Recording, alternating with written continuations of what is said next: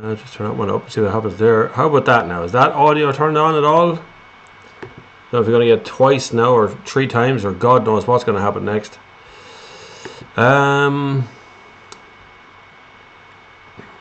Anybody got audio now? No?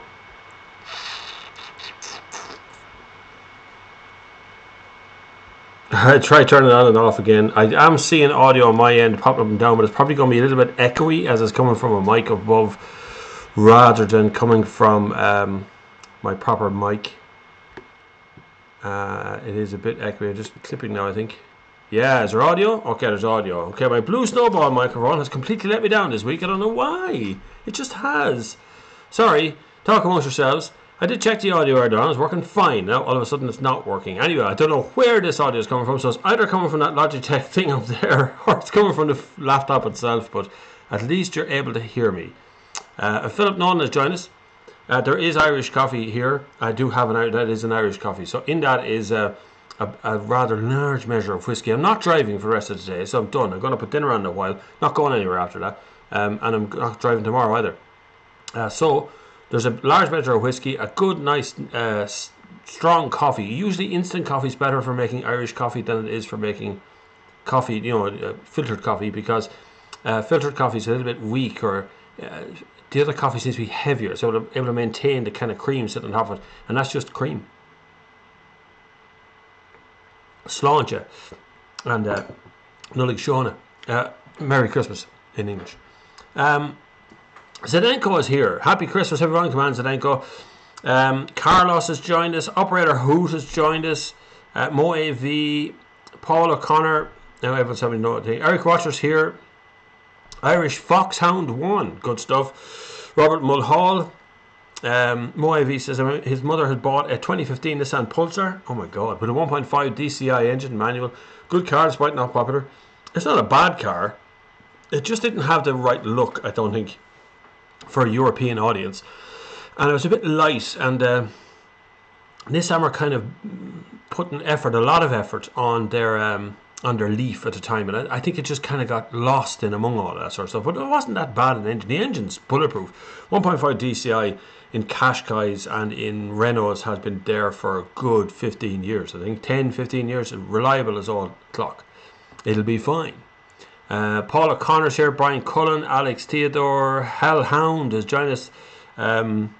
Restart stream again. Problem with YouTube is if I stop the stream and start again, they won't promote the second one. That is a really big problem on YouTube. They just take that as being, you've stopped the stream now, good luck, see you tomorrow, and that's all right. So if you turn off the stream and start streaming again on a different one, it's very hard. So what I just did there was just, I bypassed one audio with another audio. I have actually got 3 audio sources. There's one is my Blue Snowball, my trusty Blue Snowball, to let me down today. 2 is on the Logitech webcam, and 3 is the MacBook Pro itself. So I've got 3 audio sources for anything that goes wrong. Which reminds me, if you're a dealership or if you're a business, any business, and you decide that you think you want to make a video and put it on Facebook, or you want to put it on YouTube, or you want to put it on Instagram, whatever it is, will you for God's sake just phone me up or email me or something, so I can at least advise you? All look stupid, lads, when you're standing there talking to a phone, someone's recording on the other side of the building, and you sound like you're just shouting into the wild blue yonder. You look amateur, and you make your business look amateur. Grow up, spend a bit of money, spend 100 quid, hire in a videographer with a wireless mic or something, give them 200 quid, right? 200 quid is not going to break any business. Give it and get your bloody stuff done properly, because you look like rank amateurs. And if you're from Portlaoise and you're a business and you're worried about it, phone me up. Everybody knows me in Portlaoise. Just phone me up and ask me, and I'll give you the right advice, and we'll see if we can come to an arrangement with you too. I hate people who look really amateur and they're from the area here. Look stupid. I had to get the little hamster to run faster, actually, and said we got a cat, so we're getting a cat to run after a few Snickers bars or something. Make it happen. See how fast we can poison the cat. Anyway, we have audio. Now, we do have a giveaway today, and it's a big one. It's a doozy. We haven't decided on a question, so we're going to come up with a question between now and the end of this. Get everybody asking the questions, answering the questions. But the giveaway is this yoke, this massive box here that I can't see around now, that's in front of me. It's the Go Premium X from TomTom, and it's a big gift box full of stuff There's actually a video on my channel of this this sat nav. It's very good. It's very big screen. It's a big screen sat nav. So like it's a lump of a thing. It's got a good battery life. It's got a brilliant sucker pad to hold on the screen. It's got a little carrying case. It's got charging cables and ports and all sorts of things in here. And it all comes in one great big gift box like this. So you can win that today. So stick around. We'll come up with a question as the day goes on. It'll be something a little bit more random than it was last time. No more. Actually, I have to answer all the movie questions as well from last week. So remind me to do this along the way. John Carney, I met uptown earlier on. John Carney was getting a haircut. Good man, John, and posted a picture of me on Facebook. Thank you. Operator who's here, Philip Nolan's here. Philip Nolan is joining us as well. Philip Nolan is one of the best writers in the world. I was talking about his book the other night. He's got a book, it's on Amazon, it's called Ryan Land. You can get it on Amazon, believe it or not. So now, slight echo. I know I can't have the echo because now it's not that mic anymore. I don't know what the hell happened to the other mic. This is always a scary part of live stuff. We don't know what's going to happen when it goes live. Still no response from the blue snowball thing. But there's nothing I can do about it. I don't know what mic I'm actually putting on as the mic this running. It's all good. True Paul O'Connor says, Drogheda. Slight echo, live with that. All right, Brian, I haven't decided to enjoy the break. The far side. You need a French press to make strong coffee. You do, yeah, but generally speaking, it's not the coffee you make the Irish coffee for. It's the whiskey. It's the whiskey that makes the difference. So in Irish whiskey would be one of the best whiskies in the world. Scotch whiskey would be very similar. It's a Scottish blend of whiskey, but Irish whiskey would be a Jameson, which is still Irish, but it would be probably the most severe. So if you're into any kind of whiskey at all, Jameson's the one that burns the back of the throat out of you. Powers is another one you can get as well. Pretty good. That's usually good distilled. Sometimes that's going to be a malt whiskey, but Powers whiskey is pretty good. There is Paddy whiskey, which is probably one of the better ones on the market as a general whiskey, as a normal whiskey. It doesn't quite burn the throat out of you quite so hard. It kind of burns on the way down. And then there's Bushmills, which is one that I actually kind of like, which we considered more of a Northern Ireland whiskey, but it's still one of the nicer whiskies on the market, and it's a very pleasant whiskey to drink on its own or in a mixer. Whiskey and soda, whiskey and just plain water if you want, whiskey and nothing. Great quote from the Quiet Man: when I drink whiskey, I drink whiskey. When I drink water, I drink water, which is not really true anymore in Ireland anymore. Other tipples you'd have would be brandy and ginger ale is actually quite nice as well. I don't drink Coke or any of that sort of stuff, so it's usually soda water what we use in the whiskey, but I prefer it in an Irish coffee where it just kind of warms the coffee through with that kind of hint behind it, and a bit of nutmeg over the top of it, or you can scrape some chocolate over the top if you want as well. Any of them. Can't pronounce that. Hellhound, Merry Christmas to your good self and the Sunday service crew. Thank you very much. Mark Turner, late to the party. Good job. You didn't miss that because I was on silent there for a while.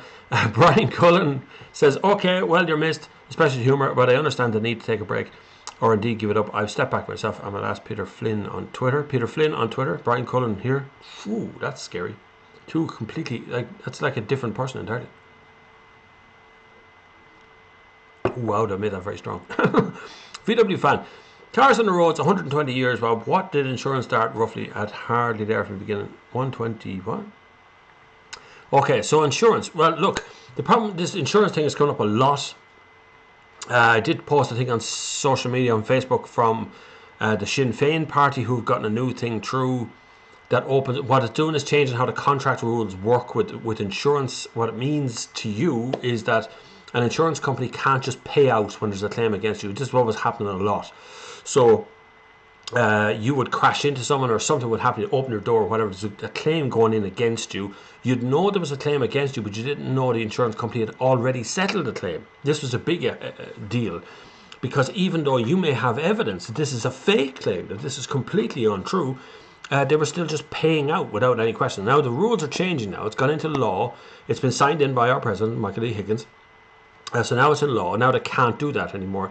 But it also means that some of the insurance companies are bailing out of the country very quickly because the profit is gone now.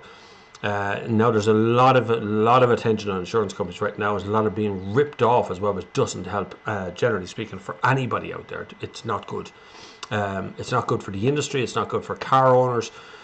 It's every branch of insurance as well. It's not just cars. It's playgrounds. It's bouncy castles. It's all kinds of other things that are happening on the edge. So it's not just you. But when it comes to insurance, I did a thing on insurance recently where you could get cheaper insurance just by phoning up, and I've seen quotes come down very rapidly over the last while. So whether that's going to continue, it's downward trend. I don't know, but it might get me ball around the side here. Sit me here. What's the story with the Muppets not using light or fog lights in fog? I drove. Oh my God, a friend of the family died. Francie, a lovely man, lives in Mayo. He's 80 something years old. We went to the funeral and we went in the camper van. So we have a Grand California camper van. And we drove the camper van. It's a 3-hour drive and a 3-hour drive back through the fog. And guess what? The amount of cars we met along the road that had no lights on at all. And I don't just mean no fog lamps. I mean just no lights on. Like, wow, what were people thinking? And it was quite heavy fog in places. It was a lovely drive. That car is so comfy. It's very flawed, but it's very comfortable. Because it's a crafter. I mean, it's a crafter first of all, and then a camper van afterwards. But yes, you turn on your fog lamps. Turn on your front fog lamps and rear fog lamps. But for God's sake, don't forget to turn them off when there's no fog. Like, this is what happens all the time. For the next 2 weeks, I'm going to meet people on the road who still had their fog lamps on, even though the fog is finished now. Have you all put in your efforts for Santi's? Santi's is on the way, lads. Santi's coming. Like, Santi's only been here in 2 or 3 days. For God's sake, I hope you've ordered everything you need to order at this stage, because, you know, it's on top of us now. We have the turkey in. We haven't bought a ham yet, mind you. We have the turkey in. We have most of the shopping in. I think we're going to have roast chicken tonight for dinner, you know. Just to be a break from turkey before the turkey sandwiches start. We'll have the chicken sandwiches first. Hello, Bob. What do you think about reviewing of the Ford Tourneo PHEV in the future? I will. Unfortunately, Ford Ireland are going through quite a bit of a upheaval at the moment. The staff has been reduced from about 30-something down there to 13, I believe.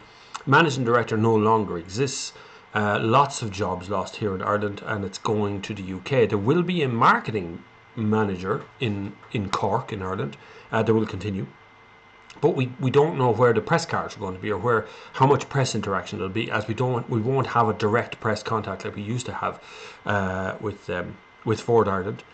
We still will be in touch with them, so whatever comes down the line, I'm not sure, but I would like to extend some of the videos into the vans as well, because I did a few vans over the years. They were all pretty popular, but it's just hard to review, because what are you reviewing other than boot space, you know, space to fit pallets in and that sort of stuff. So it's kind of hard to get that together, but we'll get there. Redbreast whiskey is gorgeous if it had expensive. There is multiple levels of expense you can go to with whiskey.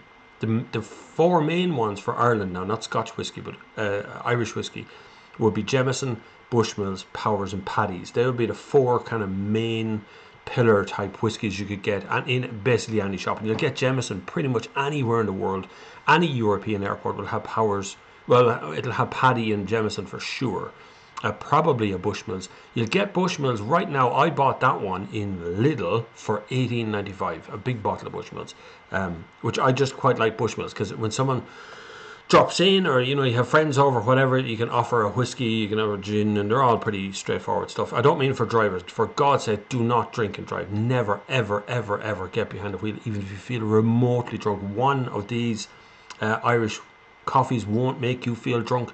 Don't forget you drank it, is the most important part. It does happen this time of the year. People go into other people's house to have a little hot whiskey or whatever, and they walk out and they get into a car and they forgot they had it. It's like 3 hours have passed. They've forgotten what's going on. Always have those. Always have a designated Desi with you. You know, a designated driver with you. It's always vitally important to have that. Merry Christmas from Mick Mulcahy, members of the Sunday service. Happy Christmas to you and yours from Paul O'Connor. Mo AV says, what do you anything about WLTP and the particulate filters, and what do particulate filters do? WLTP came in kind of last year, but was sort of deferred to next year, so it's creeping in stages. Overall, the price of cars has gone up by probably about 12% over the last couple of years, 12 to 15% or so, and that's because of the way that WLTP has worked, which is a worldwide way of measuring CO2 emissions and measuring well, every emission actually. So the idea is that each individual car is tested, rather than what was happening up to now was the car companies were testing a car themselves. They were announcing their own CO2 emissions and then just building all the cars they want. And none of those cars were tested until they came to an NCT. So now we're going to be testing each individual car every time it's launched. So each car might actually have a different level of tax on it, give or take. Unlikely, but might happen. Particulate filters. So you have a diesel particulate filter, and you've actually now got a gasoline particulate filter as well underneath the car. It's in the middle of the exhaust pipe. So what it does is capture large particulates leaving the car. So big pieces of soot and particulates that are coming out being burnt by the engine gets caught on the filter, and the filter keeps them trapped there until it does a cycle. So you've got two kinds of cycle. One is what's called a high temperature cycle. So that's when you go out on the motorway, the particulate filter reaches billion degrees. I don't know what the temperature is, but it reaches a very high temperature on the motorway. When it does, it reburns all of those particulates again, and that gets exhausted out through the system at much lower CO2 emissions all the time. The other one is when it adds what's called AdBlue gets sprayed into the particulate filter. AdBlue is pig urine. Urine lowers the overall temperature that the soot burns at, so it can burn at a much lower speed. So you can just drive around the town, it'll do a cycle, and that's it.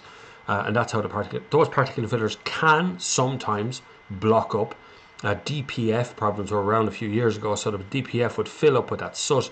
Then a light would come on the dashboard, and there's no way of forcing a cycle to happen, so the DPF would have to be changed at about €1,000 expense. I covered it here quite a lot. I got some people actually a few refunds along the way as well, because they were sold the wrong car. But it did happen last year, the year before last, I can't remember. But it was definitely happening. It's probably not going to happen anymore.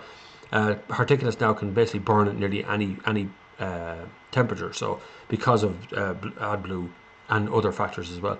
But it's common now in car to have them on both petrol and diesel cars. They are on hybrid cars as well. Not on electric cars, obviously, because there isn't that kind of emissions coming out of them. Paul O'Connor says hello. Jerry Wicklow says season's greetings. Anybody here not celebrate Christmas? You're probably in the wrong place. You're not celebrating Christmas. I noticed one of the teachers of the kids in school doesn't celebrate Christmas, so the kids didn't celebrate Christmas either. I'm really not in agreement with that, because this country's always celebrated Christmas on a grand scale. Everybody in the country gets together this time of the year to have their say and their things, and they do stuff, and they go around to other houses. Great time to visit and all that. So I think it should be taught for the majority. Anybody who doesn't want to, then just doesn't. It's not a big deal. You just don't do it. Chinese have been here for years and years and years. They don't do it. They don't do Christmas. Chinese restaurants are often open on Christmas Day here. Carlos says, I like whiskey neat or with Mexican Coca-Cola made from cane sugar, not corn syrup. Do you like port wine? I do sometimes like port wine. I wouldn't be a big port drinker. Sometimes it's nice as after dinner thing. Sometimes there's a couple of Spanish ports that are quite nice as an aperitif before dinner, actually. But I'm not a big shorts drinker in general. I would probably more stick to wine if I was drinking most anything. But I know the cane sugar or Coca-Cola, I've heard of that before. Corn syrup and cane sugar are two different kinds of sweeteners, and generally we try to avoid corn syrup in everything we buy. It's called various things. I'd rather just see sugar, thanks. By the way, there's no sugar in my cream. And that's on purpose, because it makes the cream heavier, so it sinks the bottom. See the way I continue to get this kind of these streaks like Guinness down the side of it, so it's not quite mixing in yet, even though it's quite old now. This stage it should be quite mixed. It's not. It's just the way it's mixed up. And if you put it onto the top with a hot spoon, it works well. Martin Watch. Bob, do you think daytime running lights should be made compulsory? They are already. Any car from, I think, this year or last year, maybe it's the last couple of years anyway, are enforced to have DRLs. They have to be on the car, daytime running lights. The confusing bit is when the dashboard is lit up as well. I've often remember when a Toyota Avenzas came out and it had a permanently lit dashboard. So when he got in, he started the car, the dashboard lit up. And then when he turned on the lights, the dashboard got dimmer. So it was kind of confused people as to whether the lights were on or off. People were just driving around all the time with no lights on. But DRLs, yes, they are good. Now, The research that was carried out to say that DRLs are safer, in other words, cars can see you from further back, was done at a time where cars didn't have DRLs. So they would have stood out among cars. You could see the lights from a long way off. Whether that still holds up today or not, I'm not too sure. Certainly in dusk you can see those DRLs a long way off, and in the morning as well. But generally speaking, I would say you should drive around with your headlights on all the time. If you really want to be safe, just turn them on. If you've got LEDs, you probably never burn them out anyway. My wife just changed the headlamps on her car, the bulbs on her car. There's two H7s in there, and one of them went, so I changed both at the same time. Good idea. If you're changing the bulb on the front of your car, you're changing one, change both at the same time, even if the other one's not gone. I know it sounds weird, but you get a different current coming in, and eventually one of them is overloaded. So you're just going to have to change it in a week anyway. Just change it. Change the two of them at the same time. If only I could fix a drip and tap as easy. The cylinder's gone inside the hot side, and it's I can't remember the name of it, but they're a tap. They don't last very long in here because we've hard water. Eric Watcher says daytime running lights should also run in the rear. Some can be coded to run the rear, but the default is usually front only, which does not make sense. You're right. It'd be nice if just cars lit up the back end of the car as well. But again, there are different lights at the back. Usually they're LEDs, so they can be made to do anything. Look at the Audi, you know, that turning on thing that Audi does where all the lights start flickering back and forward. If they can do that, they can make the lights come on all day if you want. Mark Turner Smith says, that's interesting, Bob. Ford Ireland moving a lot of their jobs, operations, etc. to the UK with the fallout that is Brexit and Johnson. What's the thinking on that? It is Brexit. It is Brexit related for sure. Ford across the world have been shrinking. They have gotten rid of about 8,000 jobs over the last 12 to 15 months. They're not alone. Mercedes dumped 9,500. BMW jumped a few thousand there as well. 5 years ago, I think, Peugeot dropped 26,000 jobs, which was across their Peugeot Citroën Alliance thing that was going on. And then they bought Opel, and then they cut a whole heap of jobs out of Opel as well because it's duplication of jobs. So, you know, this is robotization to some degree, automation to some degree. And then on the flip side of that, you've got Brexit, and you've got a smaller market, you've got a shrinking market, you've got a change of technology. In the future, when you are a bit more senior and your kids are sitting on a knee, you will tell them about this time. You will say, you know, I remember when we changed and had a different energy revolution. And I'm calling it the energy revolution, not the industrial revolution. The people living through the industrial revolution didn't call it the industrial revolution. It was just factories were being built. That was it. We're in an energy revolution right now where everything's changing. Every single way we do business is changing. God, that Irish coffee is lovely. That's really nice. I can't pronounce your name. Tullamore Dew is a nice whiskey. It is actually, and it's made over the way in Tullamore. Not too far from here, about 40 minutes from here, is the actual factory where they made Tullamore Dew. And you can take a little tour of the factory. It's cool. If you ever get the chance to drive by it, it looks like two big whiskey vats on the front of it. Massive place, just been rebuilt on a sort of a ring road that's around Tullamore. It's very nice. It's definitely worth a visit if you're driving down this way. Just drop by. Tell them I sent you. They know who I am. Not that I'm a regular or anything. Brian says, Bob, I'm after looking at your Raptor and did the old Wild Track video earlier. Coming from a more work-related vehicle, the Raptor looks like the business, but the capability is a potential letdown for tradesmen. I do see on a comment on the video that says that it can tow up to 3,200 kgs. At no point by Ford or in the manuals or in any documentation attached to the Ford Ranger Raptor did I see anywhere that it can tow 3,500 kgs. It only said you can tow 960 kgs. It was the biggest amount I could see on it. And I assumed when I talked to the guys in Morocco, that was because of the Fox Racing suspension underneath. And the car is a jumping car rather than a towing car. It's designed as a car. It's designed by Ford Sport. If you want to tow something and you're looking at a Ford, look at the Wild Track or look at a Ford Ranger. Any of those 3.2 litre diesel engines that can tow 3.5 tons all day long and they'll never give any problems, particularly in the manual one. The automatic one, the 10-speed one, I'm not too sure would tow as well. I don't think so. It really does hunt for a gear the whole time. But the Raptor is a brilliant car, but as a a truck you would use every day, but in business sense, I don't think so. Not if you want to tow anything, that's for sure. Daniel wants us trying to sell my car, but nobody's biting. If you're trying to sell your car and nobody wants it at the moment, you're charging too much money. That's probably what's going on. You've expected, you've dreamt high, but actually you need to go a little bit lower. This happens 99% of the sales on something like Cars Ireland or Done Deal or CarZone or any of those places that fail because people put the price too high, and it puts people off even calling you.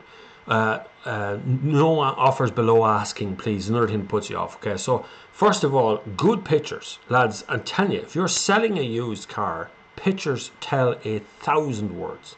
Okay, good pictures. Don't take a picture vertical or a screenshot of another picture, or taking a picture on someone's phone and you go, oh, look at that, that'll do. There's a picture of a wing of a car or a headlamp or something. Good pictures are number one. Spend a bit of time. Have the car cleaned out. Make sure the driver's seat is cleaned out. Make sure there's no footprints. Make sure it's all clean and tidy on the inside. Give it a wash. Take all of the pictures you want at that stage. Take hundreds of them. You can sort through later on. You can take 50 pictures and you can dump 20 of them and only upload 6. Right? The 6 best ones. You want a front quarter, rear quarter. Now that means you're not looking directly at the rear of the car. You're looking at the quarter side of the car. So you see down the side of the car and the back of the car. So front and rear quarter, you want an interior shot, you want an interior rear shot, you want a boot shot, and then you want a secondary shot that shows anything you want to show them particularly. So if it's got cruise control, or it's got dual zone climate control, or it's got something, take a picture of that and put it up. Forget the text. The text is secondary to everything. The pictures are king. They tell the story immediately. Then an accurate description of the car. So the headline of the car is a Ford Ranger Raptor 2-litre diesel 4-wheel drive. Okay, there's the story is told already. You know everything you want to know about the car. How much tax? The kind of general fuel economy you're getting from it. Be honest. Be realistic with these things. Then think of a price. And how do you come to a price? People ask me this a million times a day. How do I price my car? What you do is you go on to CarZone, Car Buyer's Guide, wherever, all them places, all the Irish sites, you find your car, the equivalent of your car, you jot down the price of every one of them, you add them all up and divide it by the amount of prices, and that's the price of your car. So if everybody's trying to charge $9,999 for your car, then that's what your price is as well. But you're going to have to be keener than that, so I would go for $8,999 to get it sold. If you want it sold, you got to get it sold. Leave a little bit of room negotiation. You put something up for 30 grand, expect to get about 25. That's really what you're going to do in the end, right? So if nobody's biting your car, it's probably the wrong picture. It's the wrong description. You've spelt the car wrong, which also happens when people put up Nissan Micra. But they spelt Micra wrong, so nobody finds it. It's gone. People do a search, Nissan Micra.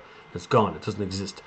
Then the other part is really bad pictures and really bad description, or looking for too much money. There's about it, really. Brian says, could you do a side-by-side of VW, Nissan, Ford, Toyota pickup? I could if I had more than one arse and could drive all the cars at once. The problem is they're getting, yes, of course I can get all those cars, but I can't get them all on the same day or the same time or the same whatever. I'd have to get them at different times and make one video of it. I know it sounds really pedantic, but that's kind of what you have to do. The dual one I did with Sinead McCann, she bought a car and I bought a car, so there's 2 cars there. Sinead has gone on maternity leave, so so Sinead is finished up for a little while. She'll be off for a few months. Operator Hoot says, just wondering, Bob, how does TomTom and other companies selling sat-nav devices work with Apple CarPlay and Android Auto? A lot of people don't want to use Apple CarPlay and Android Auto, and in fairness, I don't really like using it on very long drives either. I prefer to use a proper sat-nav in the dashboard, because your phone is constantly charging when it's on Apple CarPlay, and it's constantly annoying the crap out of you with messages and notifications and stuff as well. And you know, it's just another thing to distract you from it. Whereas a sat-nav is very good at being just a sat-nav, because that's all it is. So when it comes to TomTom or it comes to Garmin stuff, they still sell a lot of sat-nav equipment out there to people who don't want to be using their phone to do it for them. Plus, they don't track you. Your phone does track you. Every time you put a location into Google Maps or Waze or Apple Maps or any of those sort of stuff. It's stored, and they try and sell you stuff. And you know, when you get there, explore the area appears above the screen. You click it, it knows where you are. It's giving you information there straight off. So it's tracking you. Some people don't want to be tracked, and that's how you don't be tracked, is to use the normal sat nav, because they don't track you, they don't share it, they don't care. They don't really care where you go. They give you the map, you do the GPS, and away you go. That's it. They don't really try and sell you anything when you get there. So some people just like that sort of stuff. Operator Hoot says, just wondering, Bob, how did... Oh, yeah, sorry, you did. Mark Turner Smith, Bob, we were talking about the Up GTI. I like the Up GTI. I'll have to go back up after hopping forward in there. Being a future classic, as it's mentioned before, big, really, definitely not convinced on a 1 litre TSI as a performance engine. Up GTI will be a future classic. Anything GTI will be a future classic, to be honest with you. But the Up is also sadly basically finished now. We're not going to see any more of them, because the electric Up is out, and it's not coming to Ireland because, like I said on Twitter last night, I can't believe that we're having a conversation in 2020, 2019, 2020 about a car that's too expensive for Ireland. That is the smallest car that Volkswagen make, and it's too expensive for Ireland. How the hell did that happen? Just our taxes are insane here, and electric cars are too expensive. Whew, that whiskey's really strong in that. But it will definitely be a future classic. The GTI Up, the Volkswagen Golf 7 GTI will also be a future classic. The Cooper will be a future classic if they survive. Cars that survive end up being a classic. Really collectible, yokes. Think of the Golf R32 from a few years back. Hugely collectible now. I mean, you pay top dollar for them right now. Daniel wants says DRLs are compulsory in all cars in Europe since 2011. There you go. See, compulsory already. Pat Nolan, hi Bob. My beloved 06 Toyota Land Cruiser engine died last night at 494,000 kilometers. I've had it from new. Would you recommend putting on a second-hand engine? Happy Christmas, Pat. Thanks, Pat. I can't believe you're 2006. You must be working it. Obviously, not even that mileage. I'd say it's actually a working vehicle. I would. It's 2006. The car now owes you nothing. It has gone round the clock for you. If you can manage to get another one of those engines and put it into it, depending on how it died, what I'd be nervous of is that a common death across that engine type? Did it blow a turbo? Did it sump fall off it? Did it run out of oil or what? You know, so you want to find out, is that a common problem across those cars? If the sump blows off every one of them cars at 500,000 kilometers, then it's a common problem. But at 500,000 kilometers, which is 494,000 kilometers you've done, the car owes you nothing. I would put another engine to that and keep it running, because again, that's another future classic. Those Land Cruisers are going to be future classics. There's a number of reasons behind that. They were featured quite heavily on Top Gear. They were featured quite heavily on Fifth Gear and other magazine shows, and now they're well thought of as very high mileage cars. So that'll be another future classic. Adrian Nelson, I think it does. Be nice if people just use their headlights though. Yeah, that's true. I think you're answering the DRL ones. Just put your lights on. Just put your headlights on. Being mentioned before. Yeah, Desmond Bryan, Merry Christmas, Bob, from you guys. Thanks, Desmond. How's the UK feeling right now after Boris Johnson's been in for a couple of weeks and you know, told the BBC to shut the hell up? See that? He said he was going to take off the funding or something off BBC. That's how you tell people their jobs are at risk.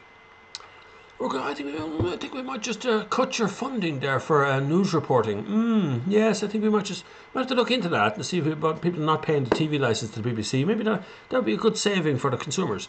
The BBC go, oh my God, okay, stop reporting on Johnson. Only report him in a favourable way. That's how you do it. He's a bully.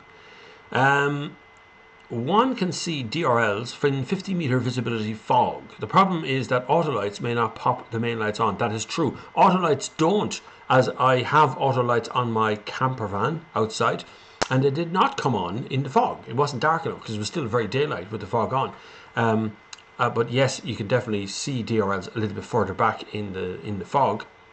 But then if people were taught how to drive properly, they wouldn't even think about DRLs. They just turn the bleeding headlights on. One time you see headlights used to pull power from the alternator of a car. The alternator pulled power from the battery, and if the battery wasn't being charged properly by the car, your battery would drain while you were driving home. This was a common problem, particularly in Citroens I worked on a few Citroens over the years, and remember a Citroen van, the Berlingo, was it? What was it called first? It wasn't called a Berlingo first, it was called something else. But that car, that van originally, I drove from Limerick to Tullamore, and I put on the rear heater for the rear window because it's frozen solid. And I drove for like 6 miles, and then I stopped the car to get out and get a cup of tea in a place and came back, and it wouldn't start. The battery was flat. While driving, the back window was able to draw enough power off the alternator to drain the battery flat while driving. That was the Citroen thing. This was a French built lovely car way back when. We're talking like 98 or something back then. God, it was a heap of junk, but it did its job. A little bump start, and it went again. But yeah, that was a French car as well. I had a few Citroens, which were pretty good at the time. They were great cars to drive. They had lovely handling facilities, and they were just really comfy and good to drive. What else have we got here? Happy Christmas. Well, Pat, has a sentimental value to you. Oh yeah, sorry. Paul O'Connor says, Pat, it has sentimental value to you. If it doesn't cost a lot, I would get a new engine. There you are. There's more advice for you there, Pat, on your Land Cruiser. Happy Christmas, one and all, says Irish Foxhound. Adrian Nelson says happy Christmas as well. Jim Dunn, Jim the bus driver here. I have to give actually a shout out to everybody who's currently on a bike, walking a dog, out for a run, on a bus or on a train. I think that's all the means of transports covered that I know that this streams on. After last week's show, I got so many entries for the competition. It was absolutely mental amount of entries. We had a winner. The winner, it's done. It was an overseas winner as well. A person living in France, and the dash cam is on the way to them. And I actually must go through the movies. If anyone was tuned in last week, the movies were Master and Commander, Far Side of the World is a total full point of that, Point Break, Blade Runner 2049, Escape from New York was the clip that I played as well, and Aliens 2, or Aliens is the name of the movie actually, but it's Alien 2. Escape from New York was Lee Van Cleef was the name of the actor I was looking for in that one as well. The hookup, actually Blade Runner 2049, the car seemed to be the biggest stumbling block. The two things that really everybody got wrong was the actor from Escape from New York was Lee Van Cleef, and the car hookup between Blade Runner and a car company was actually with Peugeot.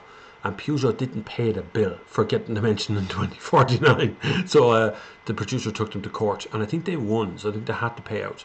Something happened in that respect anyway, but it was a big falling out. You know, if you ever watched Blade Runner 2049, when he crashes the spinner, or when he's taken off the spinner in one scene, the screen lights up and it says Peugeot on the front of it, which was a great surprise at the time.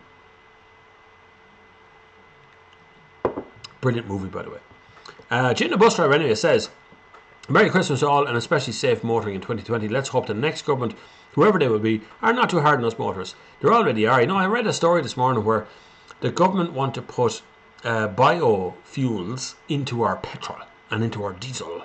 So it comes from bio sources rather than coming out of the ground. Not that that makes a blind bit of difference. Because when you grow rapeseed, you displace a field from creating food. Right? So what are you doing? What you're going to benefit? You're going to stop growing food to grow fuel instead. Nonsense. But anyway, that means I think Circle K or someone came out and said that fuel will go up in price if you do that. Fuel's going to get more expensive. So same old shite, to be honest with you. Just another day. It's another way of extracting more money from the little motorist out there. What you really need is someone in government who actually likes cars. What you've got right now is a Minister for Transport who has a driver's license. He has. He spent most of the time on his bike, but he has a driver's license, and he's currently sticking the thumbnails on everybody to see if we can get more money from him by making it sound like he's doing something for the environment. God, I might have to make another one of them. I like this. Remember to like the stream, folks. Yeah, like the stream. Click the like button. I'm not even going to ask this today. Today is just a couple of days before Christmas, so if you can support the stream, it'll be wonderful. If you can't, just hit the subscribe button. It'll be fine. You know, it's not going to be the end of the world if you just subscribe. People have been sending money and sending their best wishes, but I never expect anyone who can't afford it to send any money. So if you can't, then don't. If you can, great, then do. PayPal and Patreon are both down below. Patreon is a drip feed system, so you can pledge like £2 a month, $1 a month, whatever you want. and it just goes out monthly. You can do it from PayPal or anything. PayPal is a one-off thing, so you just send money by once, or you can do it here by Super Chat. Any of those ways is fine, whatever way you like it. But if you can't afford it, forget about it. Forget about it. Enjoy your Christmas. Buy your kids presents. Get yourself a pint or something, and don't worry too much about it until we get into next year, because next year is going to change everything again. You'll have noticed the latest videos coming a bit of music on them, because I bought the rights to a music catalog called Artlist. Artlist.io, I think they're called. That's a really good catalog of just music, and there's no big huge license things. Like there's another one called Epidemic Sound or something, which is the most popular one for YouTubers. But the problem with them is, once your channel reaches a certain level, you have to pay more money. Once your channel reaches another level, you have to pay more money again, and it's kind of complicated. If you cut the license off in midstream and stuff, some of the stuff is still under warranty. It's just mess. So I went with Artlist, because literally Artlist was able to say, look, you want to use the music any way you like, just use it. It's fine. What you pay, I don't care. If it's on a phone, 3 bars under the video. Oh yeah, so liking the stream. Good advice here from Irish Foxhound. Remember to like the stream, folks. If on a phone, hit the 3 bars under the video and hit the like, then hit live chat and go back to chat. There you go. I've never actually watched a live stream on a phone before, so maybe that's it. Daniel wants says, thanks for the advice, Bob. Oh, listen, car is spotless, polished and washed on a regular basis. Interior is always clean, high spec. Well, I was an idiot. I didn't put on Cars Ireland or Done Deal, just Facebook. That's your problem. There you go. There's your problem. Advertising in the wrong space is also there. Cars Ireland and Done Deal would be at each other's throats probably most of the time. General hatred between the two, and the same for Car Zone and the other two, because they all pilfer from one another. So the basic model for those companies, particularly Cars Ireland and Car Zone, would be to go to dealers and put the dealer cars in. So to do a sort of a flat fee for a dealer, and they advertise their cars directly onto those sites and get them sold. Sounds good. But the ordinary user tends to lose out a little bit there, the ordinary uploader. Done Deal tends to favour a little bit more towards the ordinary uploader, particularly classic cars and camper vans and caravans and stuff. But pick one. I would, just my own suggestion, and I know Cars Ireland, friends of mine, and know lads in Cars Own, are friends of mine, but Done Deal is actually a place to go if you want to sell your used car somewhere. There's also adverts.ie. Probably much more popular adverts would be computer equipment, laptops and phones and things. Adverts would be better at that than at cars. But Done Deal will probably get you the most eyeballs on your car quickest. Facebook Marketplace is useless. It's a click farm. Facebook is a hole in the ground, and I definitely don't advise you to go there unless you are mentally really strong up here. I don't advise anyone going near Facebook. I use it still. I go in and out of it. Just go to the Sunday service page. I don't go to the kind of news feed thing. Sometimes I check if someone's tagged me in something, but that's okay. You can tag away all you like. But other than that, I stay out of Facebook. I think it's an awful hole in the ground for people's mental awareness, for their social situation, and for when they see their friends doing very well on holidays and all that sort of stuff. It really does grate on people's minds. So I don't advise you go there. Twitter is really good if you just want to instantaneously chat and forget about it, and then it's gone. You don't really worry about it. I have a lot of followers now on Twitter, so it's hard to keep up with a lot of that. Instagram is basically Facebook, and it's getting worse and worse and worse. It's really grinding down now. Instagram, I think it's dead. I think it won't last much longer under its current way of doing things. And then there's YouTube here, which have YouTube stories, and then there's posts and chats and things. But I do YouTube stories now every now and then, so you can use that if you want to. But anyway, contact me on any one of those platforms. If you actually want to talk to me, don't be afraid. Just contact me. It's fine.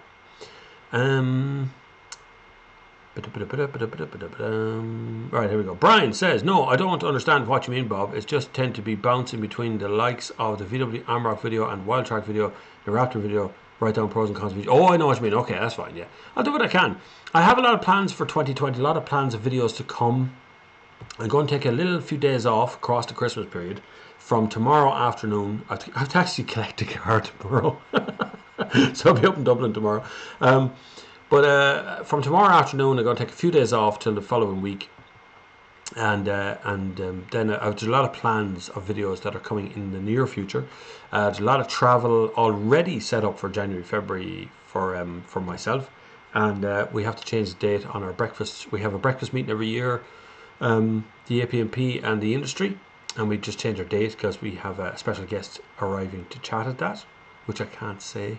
Can I say who it is? We announced last year who it was. It's Mick McCarthy. Anyway, it's Mick McCarthy's coming along. Talk to that, sure. It's only me and you guys, isn't it? That's all it needs to be. Adon Reardon says, what would you recommend, a Kia Sorento or a Skoda Kodiaq? Kia Sorento has a longer warranty, 7 years, 150,000 kilometers. The Skoda Kodiaq is a better driving car and much more luxurious feel, but I think it only has a 3-year warranty. I would buy with my own money the Skoda Kodiaq, probably, but it wouldn't be far away now from the Kia Sorento.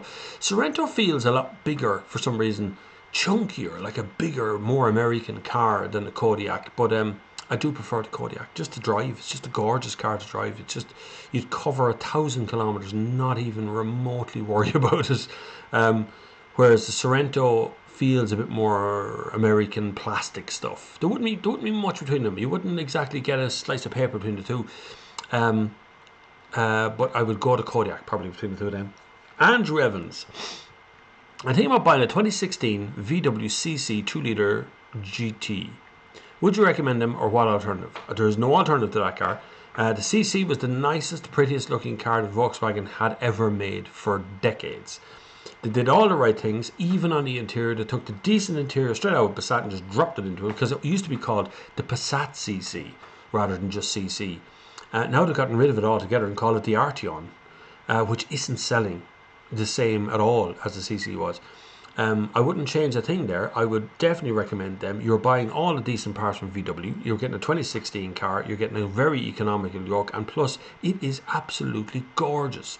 One of those cars, no matter what you do, is just an absolutely amazing looking thing to see on the road. I'm very itchy today for some reason. I can't stop. I might be the cream, as I'm lactose intolerant, but only for milk. Andrew Evans. I'm thinking about buying. No, I did one. Ban Powell. What's your verdict on the Vauxhall Ampera range extender? It's actually a good car. I was on the international launch of that car. It's not a bad job. It's only got 4 seats, though. Would be my biggest issue with it. I mean, literally, the bit in the middle is an armrest. Like, there isn't a 5th seat in it. It didn't come out in Ireland, even though we all went to Germany to drive it, and I drove it. I was the fastest moving electric car on the market in Germany, because I went to the Autobahn, and when Opel was going, now you make sure that you drive this car as gently as you can and go as far as you can in electric range, I went out on the motorway and floored it. I'm just absolutely hockeyed along with myself and Phil Hederman beside me, he's in the Herald and the Sunday Independent, and Phil was sitting beside me all the way. We hockeyed down the motorway, drained the batteries out of it completely, and then proceeded to drain the petrol tank as well. And we came last, which was brilliant. When everyone else was coming first about all the miles they did on just electricity, we were last. Last by such a long way that Germans were laughing at us, which is very unusual. But it was good fun. But it's a great car. Brilliant idea. You essentially wind up with 3 engines of a car. Like, it's a great idea, but it was really expensive at the time. When it was going to come out in Ireland, it was going to be a 50 grand, 55 grand or something 4-seat car. So it was never going to sell here, you know. Damn it. I've run out of Irish coffee. I may have to go and get more of that. But it's live. I can't believe you're 51 minutes in already. Jeez, that was quick. Mark Turner Smith. At work, Southwestern Ambulance Services Logistics. Ooh, congratulations. Officer Commander's response vehicles changed to Skoda Kodiaq recently. Had one in it recently for repair. Shocked at £760 for the rear light. Mad. Yeah, you'd be surprised. Almost everything on the exterior of a car is really expensive now and not repairable. You know, there was a time when we'd have glass lenses on the outside of a car, so if you broke the glass, you could actually repair the bloody thing, or you could get a cheap one fitted over the top. Same for bumpers and things. You can knock little dents and ticks out of the car. These days you just can't, you know. You remember the old dent repair guys? They'd come along with a sucker pad and stick it to the side of your car, and they'd pump it up, and it would literally suck the dent out of the car. Even that doesn't work as much anymore because the cars are so soft on the outside now. And that softness is down to safety, and I know we go on with this all the time. It's energy dissipation across the car. If the car gets hit hard, the energy dissipates through the shell of the car, which is actually the doors and windows and all that sort of stuff of the car, which protects you inside. But it means that if you get a little tiny dink on the rear end of the car, it can end up being £700, £800, £1,000 just to change it out, and it does work out to be very expensive.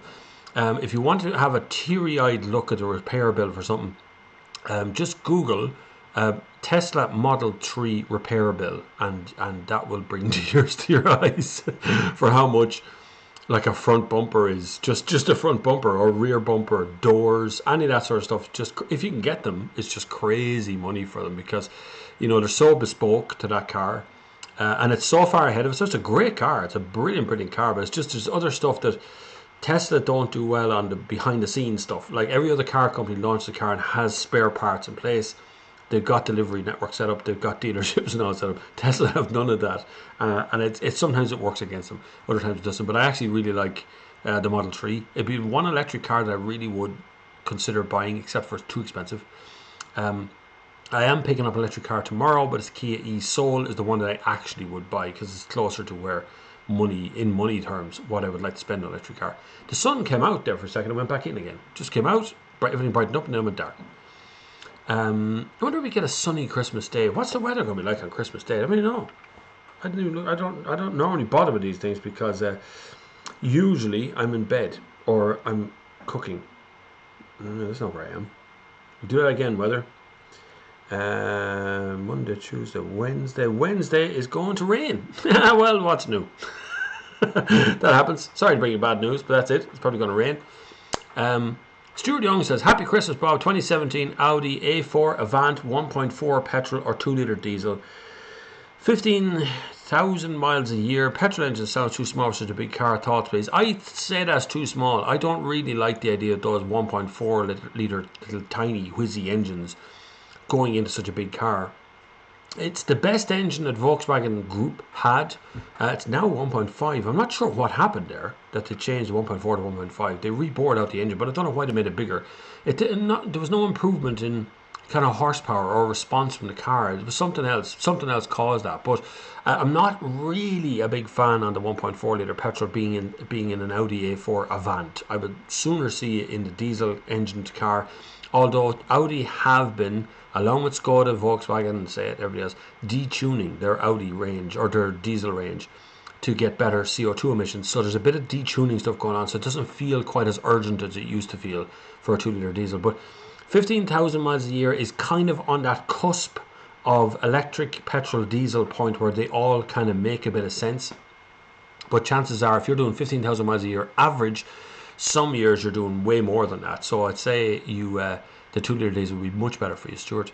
Plus, it's an Avant, which means I'm assuming you're going to be wanting to put things in the boot, and 15,000 miles a year means you're probably working as well out. So stick with the diesel, particularly if you're claiming VAT back or anything.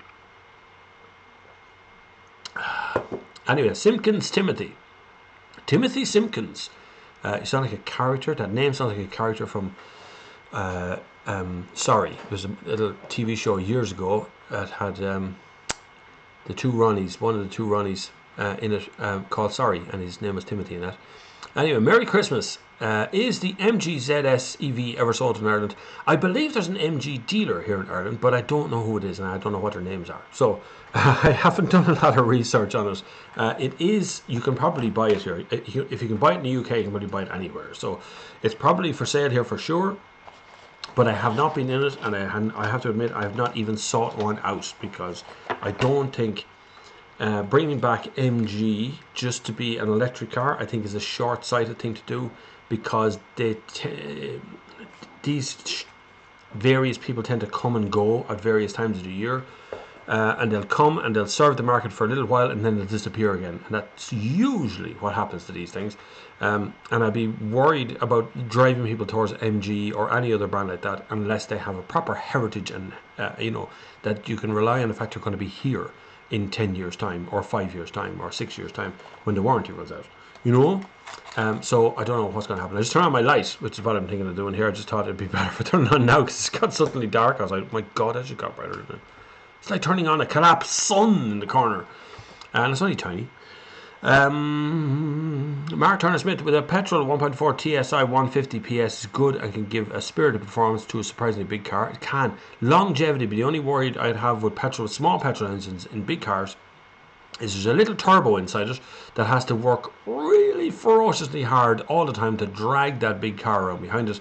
And I just can't be sure that that engine's going to be able to do that for 5 years, 6 years.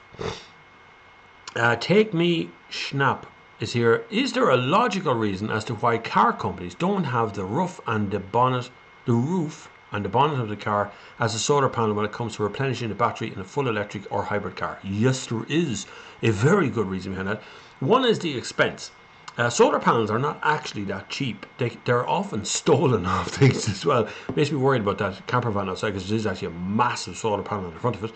But they're expensive, is number one. Number two, solar panels aren't terribly efficient unless they're big, right? Which is why you put them on a roof of a house to trickle charge a battery rather than run the house. You're not trying to run the house directly from a solar panel. Even in the sunniest of countries, they're not brilliantly efficient at it. The boot space or the bonnet space or roof space on a car is actually quite small. When you look at it, it looks big when you look up there, but it's actually not that big. You wouldn't really get a lot of solar panels on it.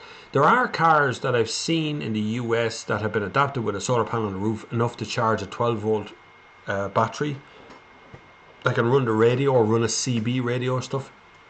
Because old CBs are still in use across the world, to be honest. So UHF channel's still there.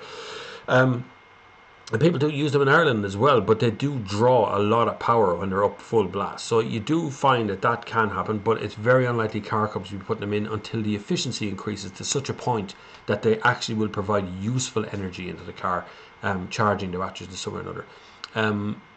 Much better to charge them from a plug-in point that has been charged by solar. That's the best way of doing it, is to have a solar panel that's charging a big battery in your garage, and that battery's charging your car. That's the best way out of it. Daniel Wands there as well. Take Me Schnapp says as well. He asked that question twice. Oh my god, I was so confused when he asked the question twice. My brain went, I don't know what's happening. Did I just get caught in a Matrix moment? Mark Turner Smith. What I meant, Bob, is really not convinced on the current trend of 1 litre TSI engines as performance based in small cars, and Ford similar downsizing in the Fiesta ST. It's all about saving weight. It's a power to weight ratio thing as usual. The lighter the car, the faster it'll go, the better it'll handle. There's all kinds of reasons why you want to go lighter than bigger. On the other end of the scale, you have Nissan's like 3.7 litre petrol engine. They're discontinued at this point, but that was able to put out a gigantic amount of torque and everything else. But it was so heavy the car felt weird. So on both ends of the scale, but I'm always nervous about smaller engines in smaller cars and bigger cars because they just don't last as long. But actually, some of the Nissan Micros that are out there still go. The things that tend to go over time are timing belts. And Nissan conquered that by putting a timing chain in Micros from around 95, I think, when Nissan started putting a chain in the car instead of a timing belt. Which means from 99 onwards you could buy any car as long as you couldn't hear the chain. If you hear the chain, there's something wrong with it, but if you can't hear it, then it's good. Barry Hughes says, Bob, are you going to be getting a spin of new Nissan Renault hybrids and PHEVs in the next year, PHEVs? Not that I know of. The only thing I'm booked in from Renault is the Clio, I think. I've driven everything else Renault though. So I think I had a Clio booked, but not until way off in March. They don't like me very much, so I don't get up to the top of their little list, which I'm sure that matters to some people. Then the Zoe hasn't arrived. The PHEV hasn't been put on the list anywhere that I've seen. And Nissan are currently pushing their Leaf. They've got a long-range Leaf on the press fleet, which I must get a drive in. I should really drive that car. But I'm not a massive fan of Leaf. Just to drive. Nothing wrong with the particular car, it's just driving it. And then just because you drive a Leaf, you have to obey all those you have to block all of the electric charge points and all that, as is your job for a Leaf owner. Mark Turner Smith says the video of the Passat CC is fantastic, far better than the current attempt. It is a lovely car. I made a lovely video about it. It's completely copyright striked video because it's got massive attack at the beginning of it. All the older videos are. A lot of newer videos even are. If you're ever going to use music on a YouTube video, even if you have permission, which I had permission from all of the people to use all of the video music, the license for that music gets sold on in packs. And I didn't know this at the time, actually.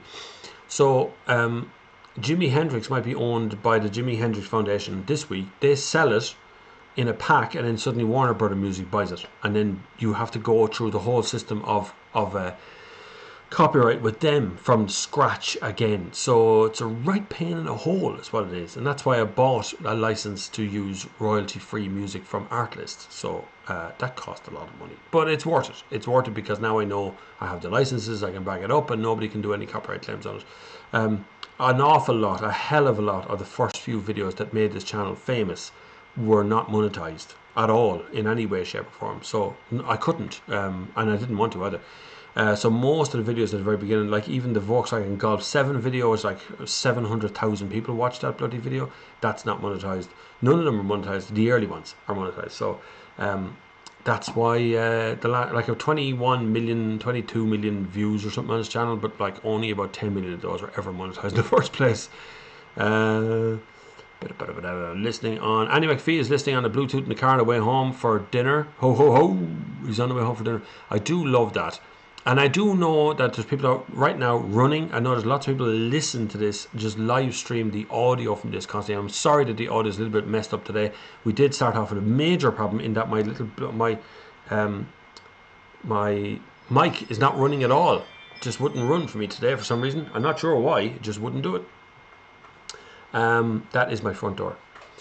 The Irish Foxhound says, no snow for Christmas. No snow. I really did think we'd get something this year. I thought it was going to be colder. It seemed to start off colder in December than I remember before. So I thought it was going to be really cold. We'd have enough to go for a bit of snow, but not this year, I don't think. I think it's just going to stay grey and drizzly like it usually does in Ireland.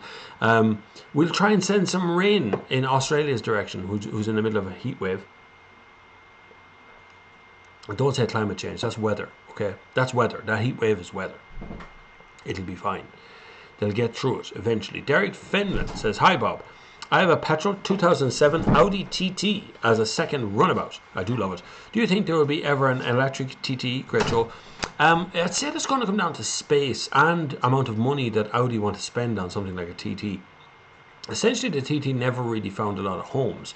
Generation 1 and 2 kind of did, and it was ever decreasing circles after that for TT. It all seemed to fall apart as it got listed as a hairdresser's car, or it got dismissed as this kind of not a performance car. And then they brought out a diesel one, and nobody really wanted to talk about the diesel one either. And they kind of made a mess of the brand themselves. Now, the right thing to do, of course, would be bring on a performance version TT electric, which would be really good because it'd be a good old, there's plenty of space in the back of that for boot space and stuff as well. So that wouldn't be a bad idea to do that. I'd imagine Audi have plans to do a lot of that sort of stuff. Audi's still trying to find its way through the electric systems at the moment. I'm still telling you to not buy an electric car until next year. Do not buy one. I've talked to multiple people within the industry over the last 2 months, and although pundits and other people out there are projecting like 5 to 10% of the market will be electric, they're projecting more like 3, because they can't get them. They can't get electric cars. They can't do anything. My daughter just handed me a note there. Thank you. She handed me a note there. She's going to go play in the camper van. The camper van becomes a doll's house for the kids to play outside. The whole place comes to look at it. It's always funny. But it's you can't miss it. You can see that yoke from space. In fairness, the size of the yoke. It's gas when you drive it up to Aldi or Tesco's or somewhere in the park, and the whole place comes over to see what the hell you're driving. Stuart Young says, cheers, thank you. 360 Maxis says, Merry Xmas, thank you. Google user, that's a great name. My used Prius started giving hybrid battery issues. Should I sell it and buy a non-hybrid car at the same price? Well, what's the battery issues? I mean, you're not getting a charge, or it's not discharging and not recharging. There is a fairly decent industry starting up right now to replace the batteries that are in hybrids, because basically most hybrid batteries are made up of a group of cells. So you've got like little cells of batteries inside a big battery, and you can actually remove individual cells and put new ones back in to replenish the battery unit. So that's possible to fix. Now it might be economically unviable to do that one, because if it's an older Prius, it's probably had its day. If it's given hybrid batteries in that is not running on the hybrid battery, you're going to have trouble selling it. The reason people buy a Prius in the first place is because it's the most efficient hybrid you could buy at that time, or even now probably, although Toyota Corolla has caught up in it pretty well.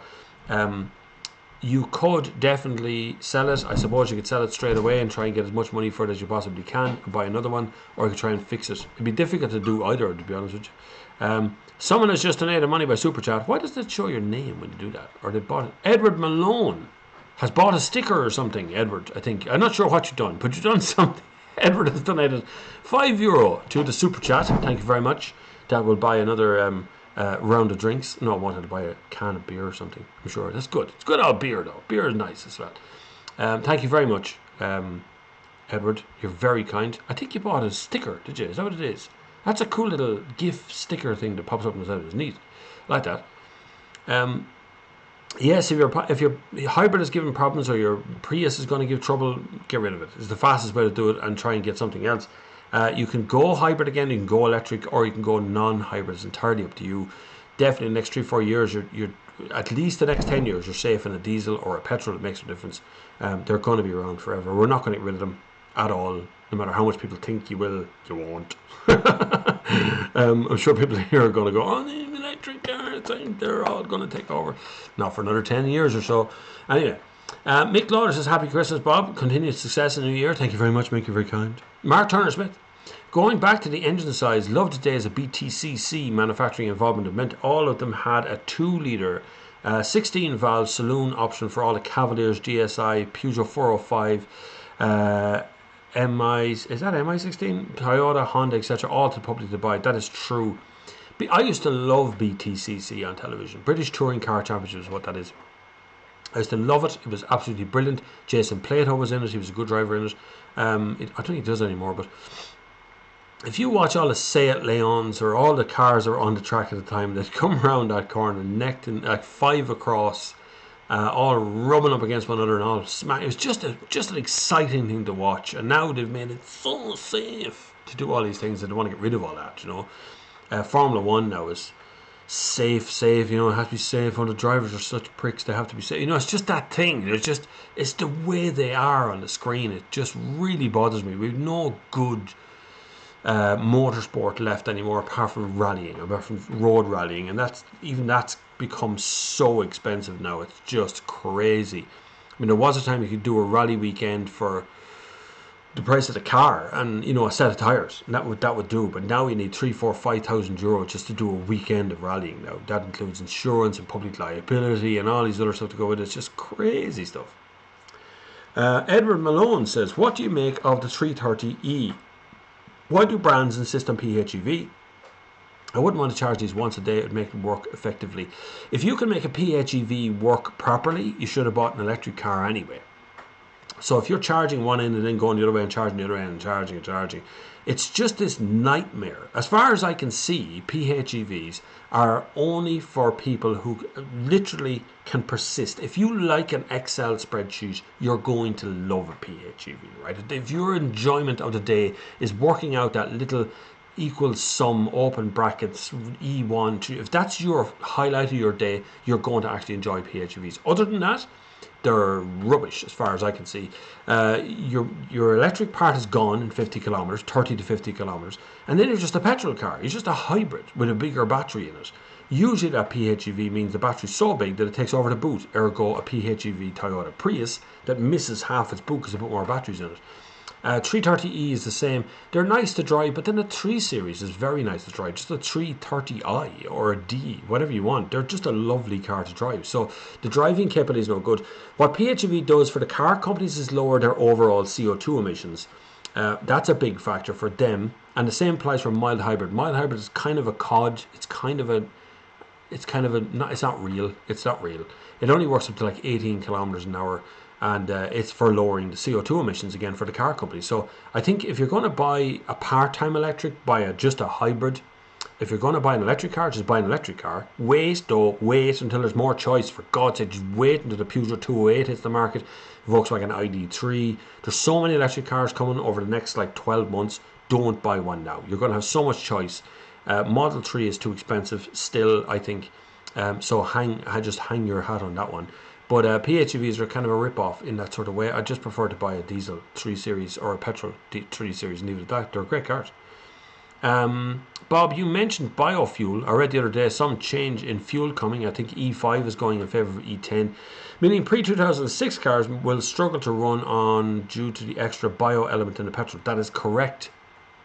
The government of Ireland, in their infinite stupidity, as usual, want to change the rules behind the scenes on various ways. So basically at the moment, when you buy diesel, or petrol, but you buy diesel particularly, you're only buying a percentage of diesel, right? So the cleaners that are put into the diesel already dilute how much diesel's in it. Now, what the government want to do with petrol is to create rapeseed oil petrol. So when you grow rapeseed, you can create oil for cooking, which sometimes we use here, or you can create oil that you can burn as fuel in a car.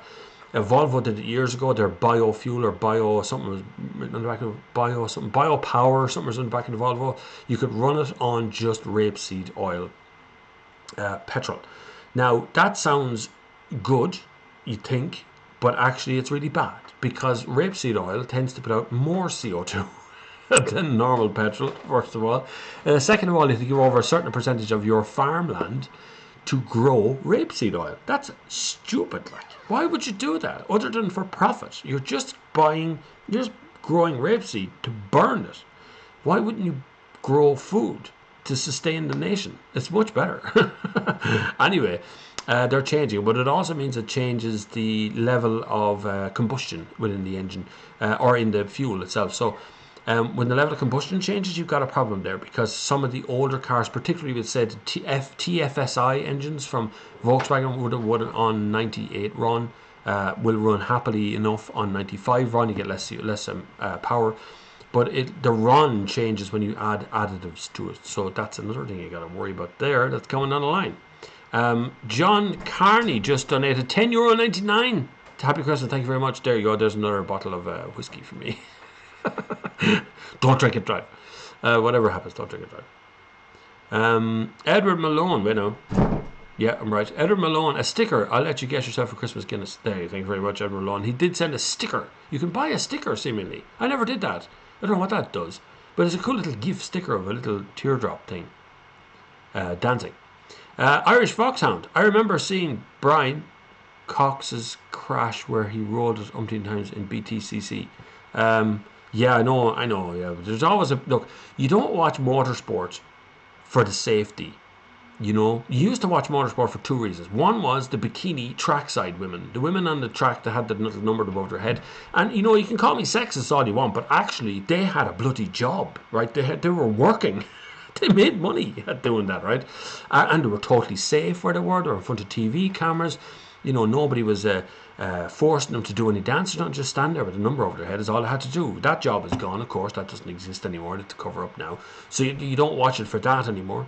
The Pirelli girls, the calendars and all, it's all gone. They're all out of work these days. That doesn't exist anymore. The girls at motor shows, that doesn't exist anymore. I saw the last of them a few years back at the Geneva Motor Show. That doesn't exist anymore. And now we have the point of what do you watch motorsport for then? Well, it's all very safe now. There's very few crashes anymore, so you don't really watch it for that. We used to watch it for the danger. You'd watch it because it was dangerous. That's why. Now it can't be dangerous. We can't, not allowed to be dangerous anymore. No, it has to be very safe now. And so what happens then? Eventually motorsport just disappears. Up its own arse, probably. But anyway.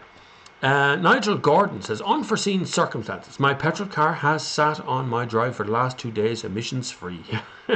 Cannot be said for electric cars. Yeah, I know. You build it, you leave it there, you turn it off, and suddenly it's emissions free as well. Yeah, well, I don't know. You know, if you analyse things hard enough and you skew it the way you want it, you'll find out electric cars are probably higher CO2 emitters than petrol cars, depending on how you measure it. you know, everything gets skewed one way or the other. We got to look after ourselves. We got to look after what we want to do. Here's my cat, this cat that just appeared into the house here one day, that I don't know the name of. But anyway, she's here now. Do you want to see her? Come here. Yeah. Look, there's my cat. You see yourself on the screen. That's my cat now. So if anyone knows there's a missing cat in Portlaoise, I have your cat. She's turned up and she's not left the back door here since forever. Oh, you're going under the table. I'm getting a tail in the face. Where was I anyway? So the car sat emissions free for the last 2 days in the garage. So yes, they are emissions free when they get that point. Petrol cars and diesel cars when they're not driving. So that's always good, isn't it? Peter, I can't pronounce your last name. Hi Bob, how long can you leave an EV car before you need to charge it? It's a 3 weeks holiday. They lose, it depends on the temperatures. If it's a bit colder, they can lose a tiny bit more, but they're so well insulated these days, you don't get so much of a loss anymore. So I would say you'll have no problem. If you come there and you got half a tank, say when you get there, of electricity, you shouldn't have any problem for 3 weeks. It should be fine when you come back, as long as it doesn't like get completely snowed in and frosty for the next few days. Most of those places have a charge point these days. I know for sure Quick Park in Dublin, a parking office that comes up in my billing a lot, because I park there a lot for trips. They have charge points and they can charge the car for you while you're away. So a lot of them do have that. The cat has decided to take part in the Sunday service. She's decided to stay on my lap. So this is, what do kids call you? Something? I don't know. The kids call you something. I don't really pay attention, but your cat likes me all the same. Rapeseed is also known as canola oil, first popular in Canada. Thus canola oil. Is it? Well, I know it's called canola. I didn't know it was a Canadian thing particularly. You can stay because people are giving us super chats while you're staying. It's dead, isn't it? Patrick Sullivan says, happy Christmas, Bob. Nice cat. See the cat? I put the cat on my lap and suddenly there's more donations coming in. Thank you very much, Patrick Sullivan. If I'd have known this, I would have done this years ago.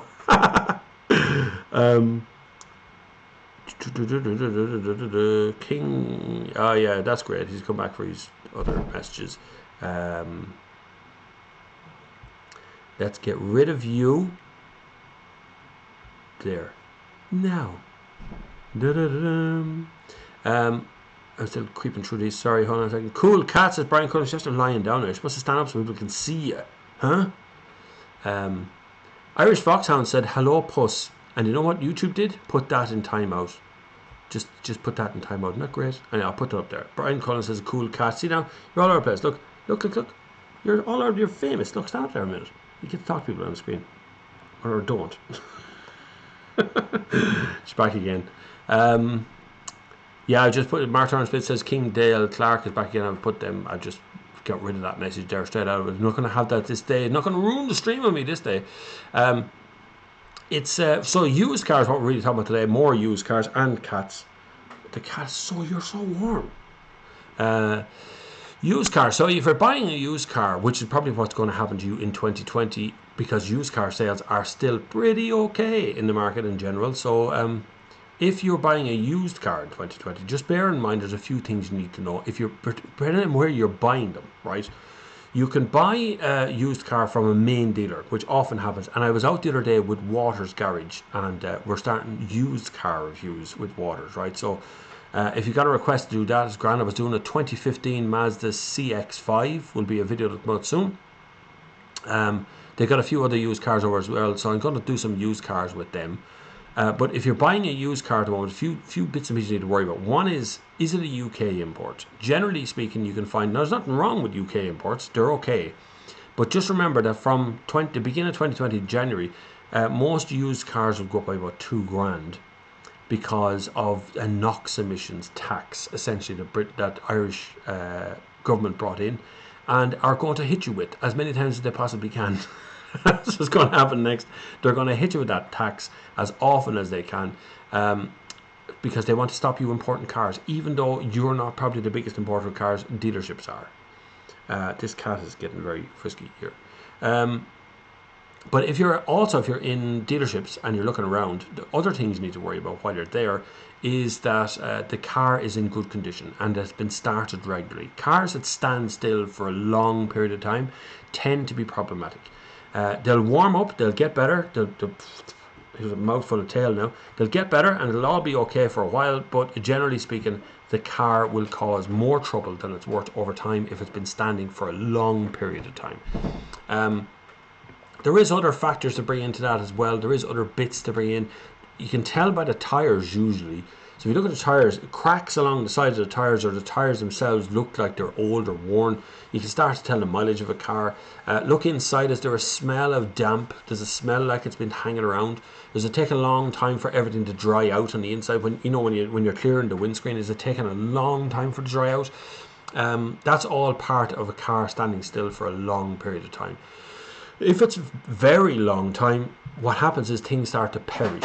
And when I say perish, I mean that the rubber seals inside the car start to give up.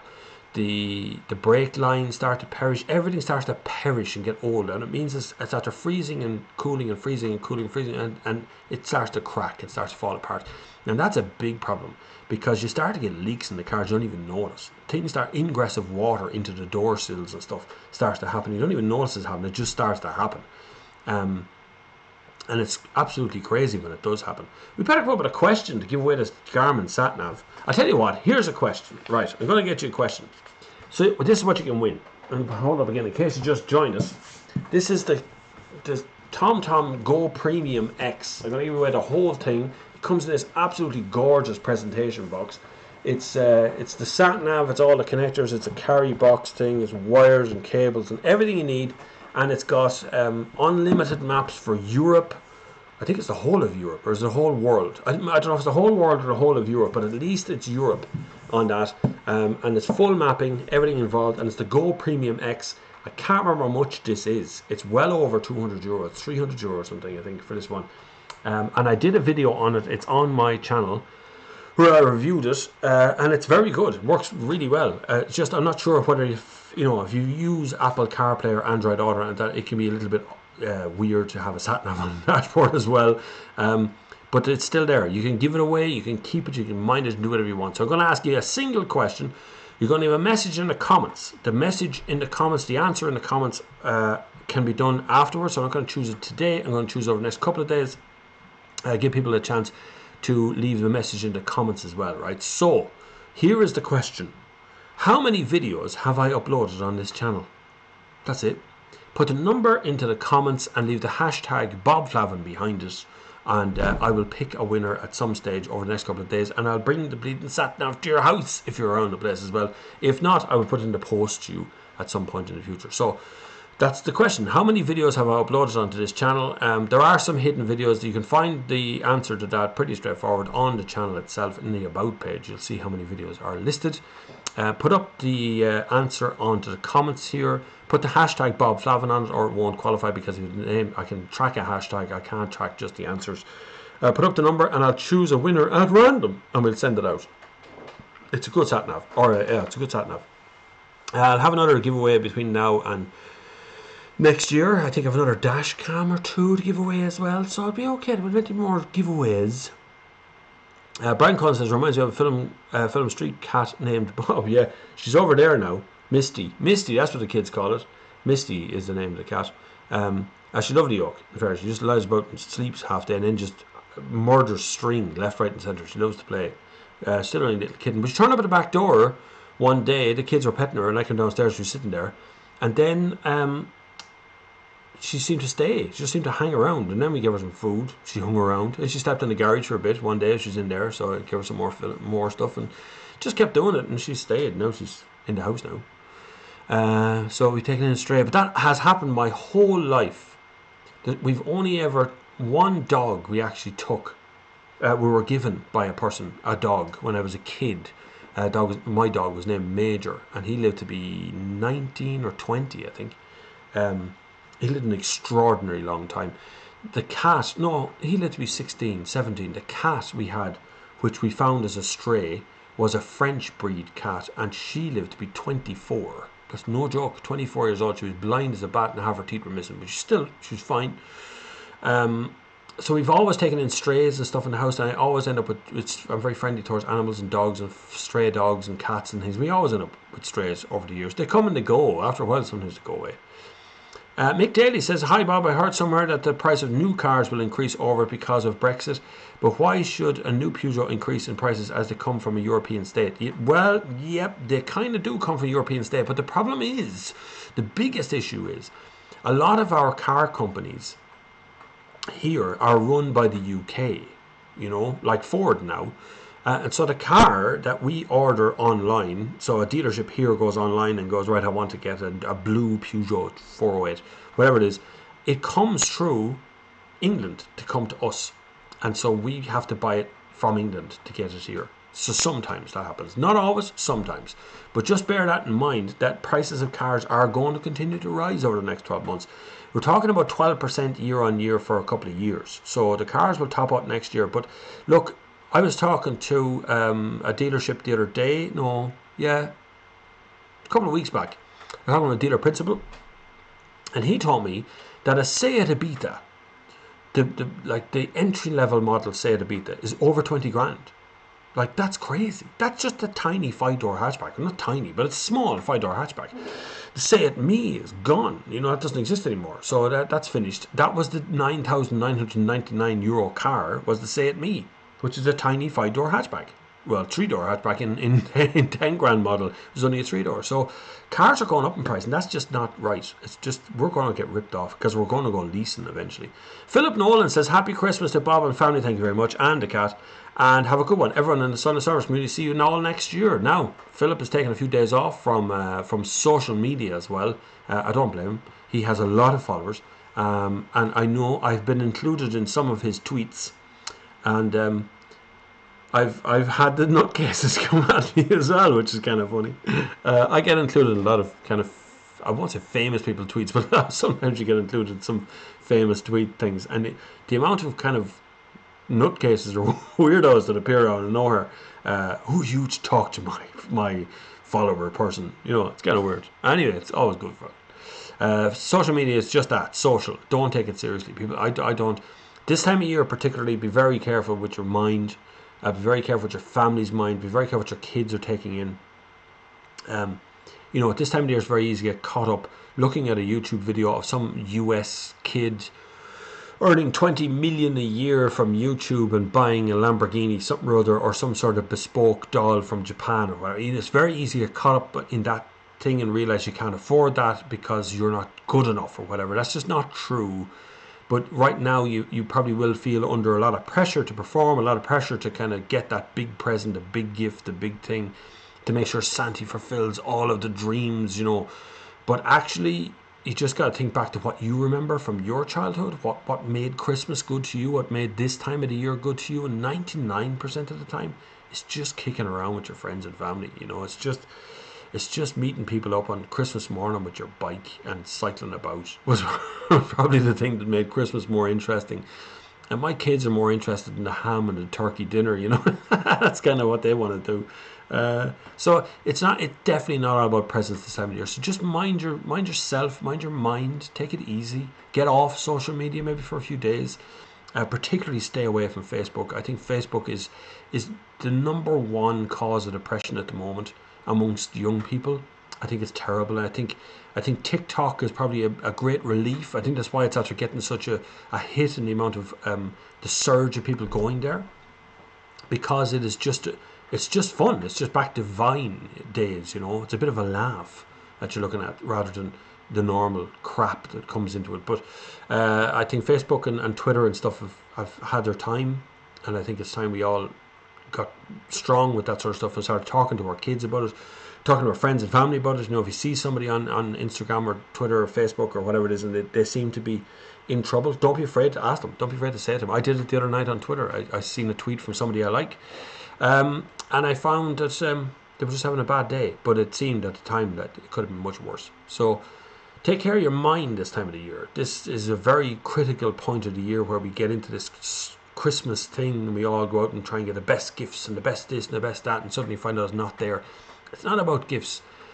It's about spending time with each other, face to face. Really, actually spending time with one another, face to face, with your family, with your nearest and dearest, those who love you. That's the important part. The people who want to be with you. They're the ones you want to talk to. They don't have to be your family either, by the way. They can be just your pal, your mate, or whatever. Anyway, back to normality for a minute. Mark Turner Smith says Matt Neal, Jason Plato still in BTCC and top of their game or near the front. Probably because they have the most money. Like most of the motorsports these days, it's about who has the most money can actually do the best wins. Plato's been at it for years, in fairness. I know he does fifth gear and stuff, but he's been plugging away at that BTCC for a long time. Carlos Monera says in the US they call a sat-nav a car GPS. Well, I always found, in fairness to the Americans, that they're very literal. Like when they have a gun shop, it's called gun shop. It might be called Jim's gun shop, but it'll be a gun shop. And you know, a sweet shop.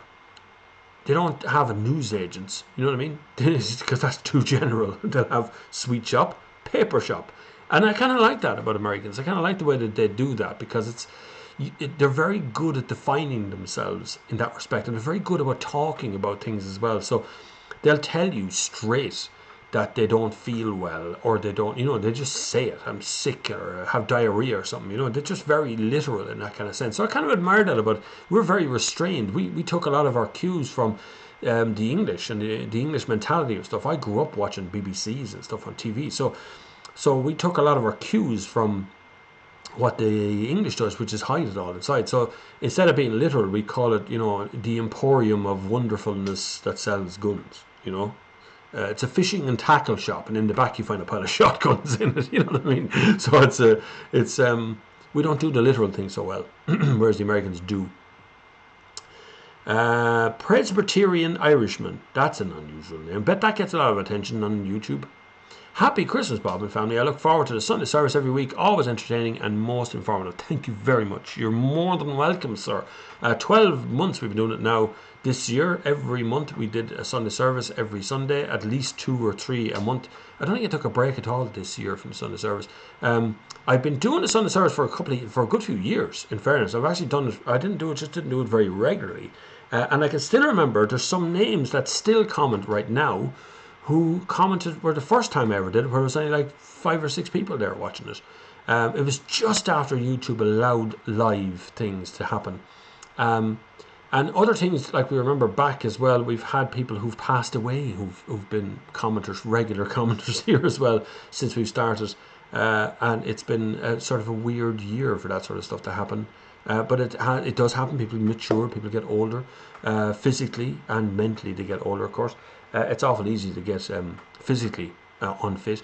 Next year, from the beginning of January, I will be going on I hate saying going on a diet. I'll be changing my diet to exclude a lot of carbohydrates, as Tom Durley, you know Tom Durley off the telly, I've been talking to him, and he said that he's pretty good at the old dietitian stuff. He understands nutrition and things around the edge of it. So he is advising me as to what I need to do for my diet. So I'm going to be getting rid of a lot of carbohydrates out of the diet. I don't mean I'm going paleo, or I'm not going like total meat eater, crazy stuff, but certainly I'm getting rid of some of the carbohydrates. I'll be finishing up with any alcohol for the entire of January and February, preferably. And by the middle of next year, I intend to run a full marathon. And I'm also going to do some more of the cycling stuff, which I really enjoyed last year. I really want to get back into that again. And I'm going to do some 160 kilometer range cycling wherever I can. So that's going to be on for next year for sure. I intend to get really seriously physically fit. My brother died in the last couple of weeks as well, and it's kind of a family thing. It's pancreatic cancer. My father died of it as well. So it's in my family on the male side. Technically, I'm supposed to get blood tests and all that sort of stuff, but there's nothing you can do about it. So even if you get a blood test for it and they go, yeah, well, you have a hypertension, you can't take out your bleeding pancreas or anything. So there's not a whole lot they can do about it. So I don't really want to test either. I don't really care. It just happened. But I'm going to keep myself physically fit over the next few years. I'm getting old. 50 is not far away at this point. So I'm going to have to make sure I do look after myself and get there. So we've some long-term plans and some short-term stuff. But most of the short-term one is all about fitness. And more videos I intend to do. Already I do 2 videos a week. 1 live, 1 recorded. I'm going to up the recorded ones to 2, preferably. So we're going to do all going to plan, it'll be one on a Tuesday and one on a Thursday every single week. And then, of course, the Sunday service every Sunday will continue from probably around mid-January. It won't start off straight away in January, but around mid-January we get back into the Sunday service and the stuff. It can be hard to motivate myself to do all these things, but we'll see. If I can motivate myself hard enough to do it, I'll be doing it.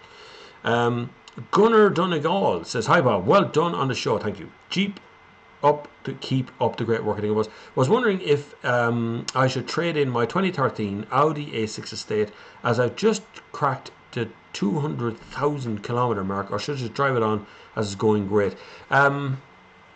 Right, you're Donegal bound, so you're Northern Ireland direction. You're on the Irish side of the border, but you have the option of going across the border by a car. You could. 2013 Audi A6, 200,000 kilometers. How much is it going to be worth, really? If you've sold it right now today, how much are you going to get, and how much are you going to have to put to that to buy something newer with less mileage? Generally speaking, the most environmentally friendly thing to do is to hold on to a car till it falls asunder. That's literally the most environmentally thing to do. Just keep it until there's nothing left of it, and then recycle whatever is left of it. The A6 estate is a great big car, but like 200,000 kilometers shouldn't be a big deal as long as there's a 2-litre diesel one that's in it. Shouldn't be a big deal. Just keep it serviced. Change out the thing. What are you going to change to? You're going to have to put an awful lot of money to that to bring it up a few years.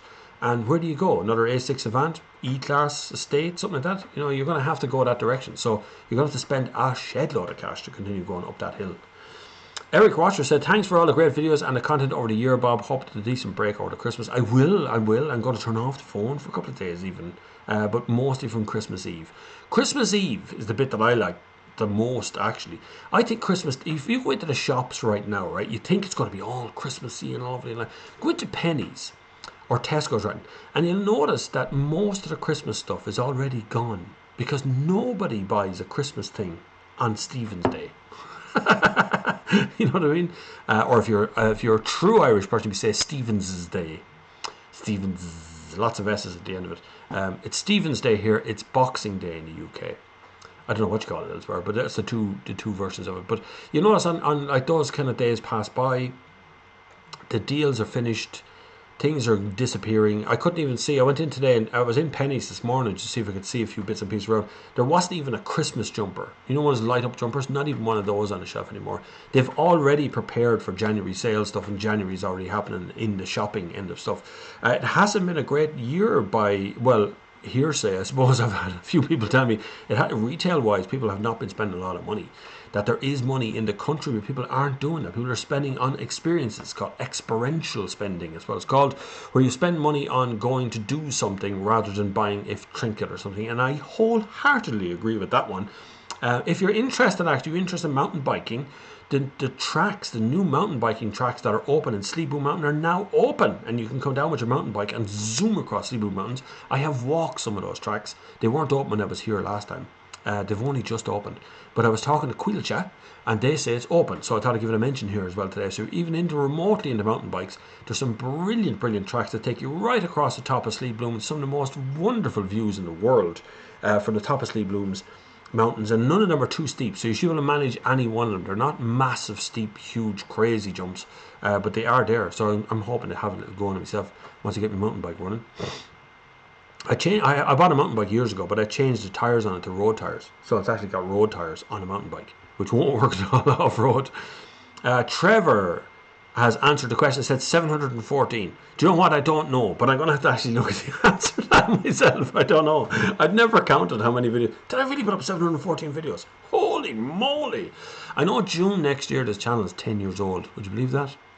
Going to have to change things up now that I'm 10 years old. I'm a senior member of the YouTube environment. I don't even know how many subscribers I have anymore. I don't look at these things really. I don't pay any attention. I just put up the videos. Andy McAfee says, I'm on the PC now and all accounts likes submitted. Wow, traffic. That's deadly. Thank you. What's that mean? Traffic. Okay. Oh yeah, we give me traffic. Deadly. Love it. Hit like and all that stuff.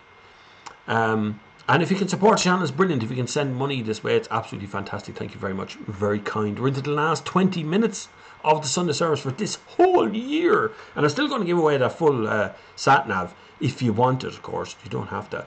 I have donated on your behalf. I've donated money to children's charities. I've donated some bits and pieces that were won here by Byron. Byron Deathrick. I'm sorry, I'm pronouncing the last names, I'm terrible. But Byron won a few weeks ago. He won a BMW book and a few other bits, and I donated that to Jack and Jill charity. The charity shop of the town to be sold out. Somebody wants to buy it up there. It's in the shop. I think it might have been sold the first day. One texted me, said it might have been sold, but that's gone. We've donated some money to children's charity on your behalf as well from the stuff that came in from PayPal. We've done the giveaway here that we're doing today, which is the Garmin SatNav. The winner in France has probably by now has received their dash cam, and I'm going to give away another dash cam between now and probably New Year. So in that week, in the middle of it, we'll do that too, so don't worry. More to come. Tony S says, Bob, what do you think of the Ford electric Mustang? Do you think it will be offered here in Ireland? It will be offered in Ireland. It's coming. It'll be here by next September, I think. September, October or something. Happy Christmas and New Year to all your channel viewers. Thank you very much, Tony S. Yes, the Mustang is coming. It's on an unfortunate name. You know, you could have called it the Swan. You could have called it Venus. You could have called it anything. But no, they called it Mustang, which gave it the idea that it's some kind of performance. I mean, what do you think of Mustang, right? The minute you think of Mustang, you think of the Mustang of Steve McQueen. You think of the 5-litre V8 yellow one that I did on my channel. I've had it here outside the house. I've had it screaming around the town. I've done the burnouts and the number 11s up the road. You do all that's a Mustang. You definitely don't think of an electric car. It's the last thing on your mind, right? So Ford have made a blunderous error, in my opinion, on the naming of that car. I know they called it a Mach-E, right? Which the Mustang Mach was an awful looking, monstrous car, but still sold. But I don't know why Ford had to sit down and go, yeah, let's call it a Mustang. You could have called it the fart in the bath.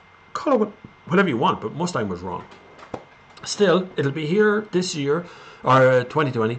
I'm looking forward to seeing the car up close. It looks okay in the pictures. It looks like a Model X in the pictures. And I think that's exactly what they're going after. I think they want to target that market that Tesla are targeting. So, again, Tesla is the target. Once again. They're still ahead of the posse, though, mind you.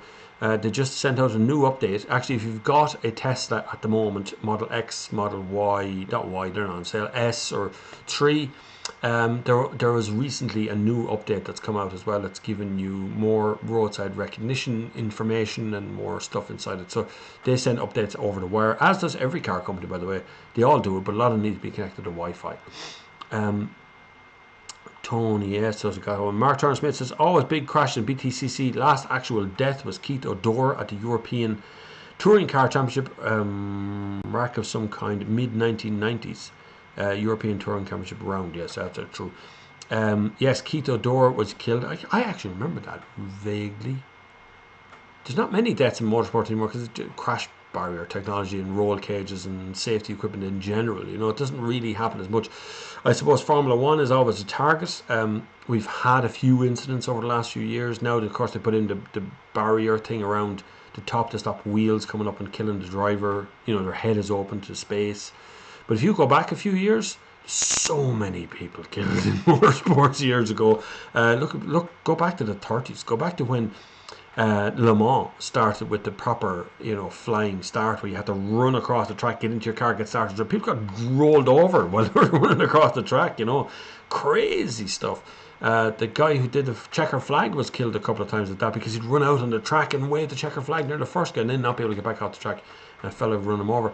They were fiercely dangerous, and I think that's why motorsport was crazy. It was held up as these lunatics who would drive as hard and as fast as they possibly could and wouldn't be killed. But they were, unfortunately. So we would have to have some sort of safety stuff. But they've been meddling in the Formula 1 and meddling with all of them over the years now. So it's ended up losing a lot of its ground. Formula 1 is making it back, but I just don't see a good future for it. I think Formula E is where it's at. But if you've ever watched a Formula E race, it's pretty boring. I know a lot of people go, oh, Formula E is brilliant. I think it's pretty boring watching them. Just go, yeah. You can make them make good noises, but they're still boring. Andy McAfee says, reference price rises in ROI and Brexit. Any manufacturer who loses UK sales will dramatically hit their cost per unit to produce right-hand cars for anyone else if they have to retool to make smaller numbers. There you go. That is actually a bleeding good answer right there. It's something we tend to forget in this country. And even though I travel all over Europe driving these cars, I don't think about it. You know, I do it so often that I come out of an airport, get into a car, and I'm on the other side of the car, and it just doesn't occur to me that I'm on the other side of the car. It only occurs to me when I'm videoing that I have to put the video camera around the other way so I can't see the screen properly. That's when I go, oh yeah, I'm on the other side of the car.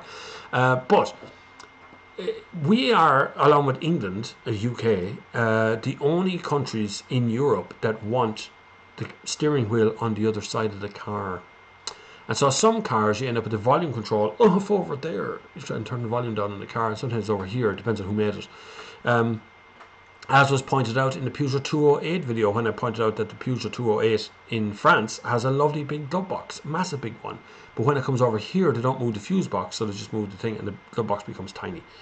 But yeah, so if Brexit pulls the UK out of Europe and they order less cars, then we're the only ones ordering right-hand drive cars. So, you know, got to get rid of it. So retooling like that, yeah, would cost an awful lot of money for car companies they basically have to stop building cars to reverse the dashboard to put in the other side.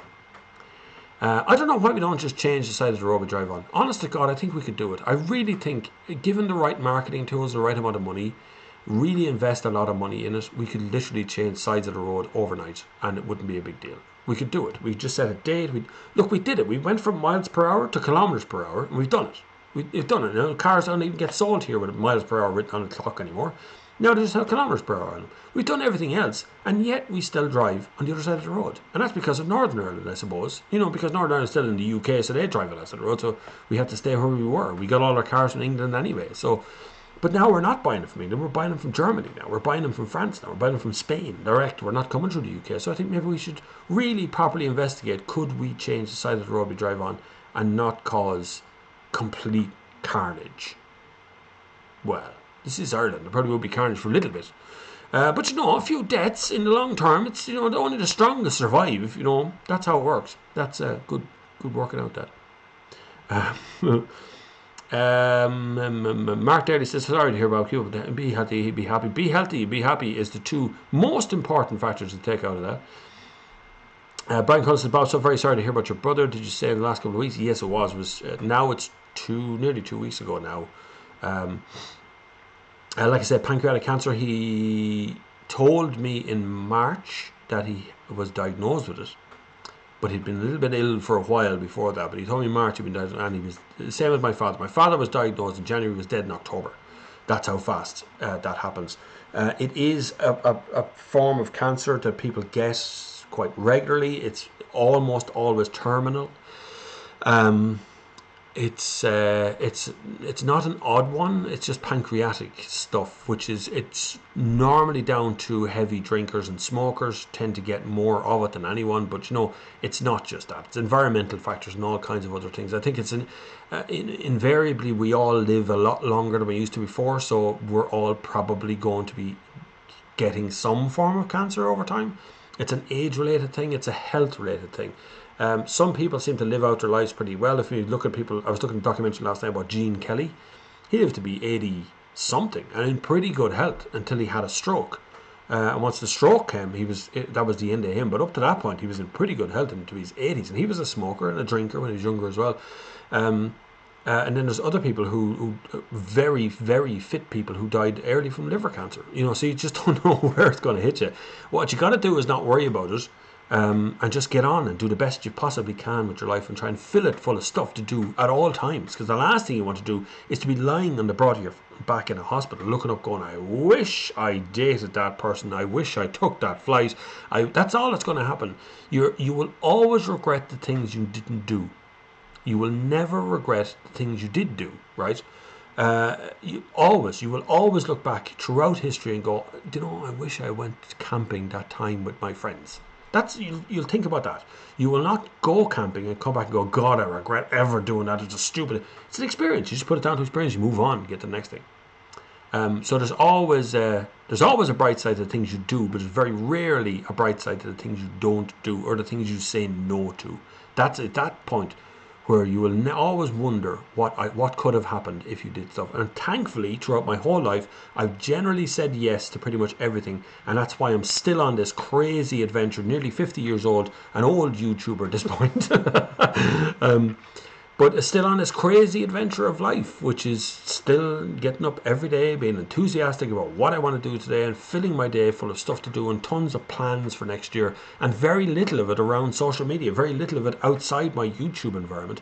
I don't really do a lot of social media stuff. So I have a talk to give in January down in Athlone about electric cars. Very excited about that. It's going to be packed out. There's a round table panel coming. There's a few invited guests. I'm the main speaker at it. I'm doing an hour's talk about electrification, energy, and all that sort of stuff. The tickets are free. They're on Eventbrite. But it'll be a big event. It'll be packed out, and I know it will. And I'm already getting text messages and phone calls and stuff about more talks to give through the year. If you have an interest and want me to come around and talk at an event, get in touch with me. I am doing a circuit this year. I have another couple of bookings which are already kind of happening throughout the year. I'm going to be a regular contributor on the Ray Darcy show on the radio now. I was chatting to Ray recently about that. So that's going ahead from next year. That's a good thing. I'm going to be making much more of it. So there's so many plans, like so many plans in my head that I still have to do, which is the way you should be. You know, you should be looking ahead at all times. It's very easy to get bogged down right now. And the main thing I'm looking ahead for right now is Die Hard. Die Hard better be on the television soon. I know it was on once already, but I actually want Die Hard to appear on TV tomorrow evening. Would be very nice, because until your man falls off Nakatomi Plaza, Christmas hasn't really started at all. Annie McPhee says, Northern Ireland car dealers are dependent on the Republic of Ireland customer as part of their businesses. New Year deals for the first last minute uncertainty should be good for the buyer. Well, what happens when we're United Ireland? Where are you going to go with that job then, huh? When we're United Ireland on all one coast. This is what I'm hearing constantly. We're going to be United Ireland. I think there'll be a little bit of resistance about that one, but we'll see. I mean, resistance from both sides. It's a difficult topic, that one. Carlos says, hey Bob, come visit the US. We can go around for car dealers for test drive for some US models. That would be a laugh. Can you imagine me in the US going to some of the backstreet dealers? What kind of car is that? It's a Mustang. What size is the engine? That'd be good crack, actually. What I'd love to do is make a film. I'd love to go to a country and get a budget of like $5,000, right, US, and go to the US and find a car for $5,000 and try and get the whole thing, you know, done in a, what can I get for $5,000? What's $5,000 get you over there? And then take €5,000 or the equivalent of euro and come to France and go to Germany, go to Spain, go to Italy, and try and get cars from those places that represent what they are and are classics and collectibles, and try and make money on it. That'd be the idea, but getting that sort of show funded is very hard, very difficult, but it'll be good crack. Martin O'Neill says, great Sunday show, happy Christmas. Thank you very much, Martin.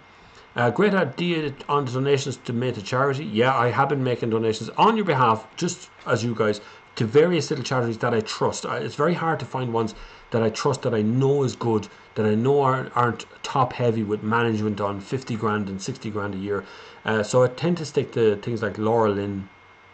There's a couple of good ones out there as well. Even, you know, Ronald McDonald stuff should be funding more there. They fund parents to stay in little apartments and stuff up there at Crumlin.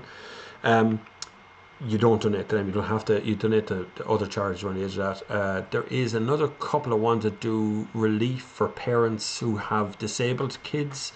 They're usually pretty good, and they'll take donations of things like phones and stuff as well, you know.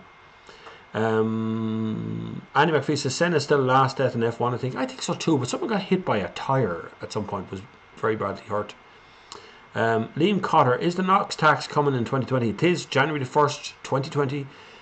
Any car registered, not imported, but registered after January 1st will be subject to the new NOx tax. Bear it in mind, because it may make the difference of €2,000 or more on some of the cars that are coming in. It'll be at least $2,000 on a BMW 3 Series 320 diesel. It'll be $2,000 more expensive now from 2020. Again, instead of competing with the UK on prices, instead of saying let's lower the VRT, let's change the tax system so our cars are a little bit cheaper, what we've done is we taxed it again. We taxed the emissions. So it's another illegal crap tax that just hurts you, the consumer. No one else, absolutely no one else is going to be hurt by this except for the consumer. That is the only one. Again, I'm telling you, you're being hurt by the government, you're being hurt by the car industry. They don't care about you. They don't want to know about you. They just want to know about selling cars. They do nothing on your behalf at all, ever. Anyway, Connor Crowley says, afternoon Bob, just joined in. You're late, it's nearly over. You only got 4 minutes left. Sorry for missing the start. About 201 1 litre petrol T-Roc R-Line on the way to me in January to deliver. Your thoughts? Great car. T-Roc is an absolutely gorgeous thing. The R-Line is absolutely lovely.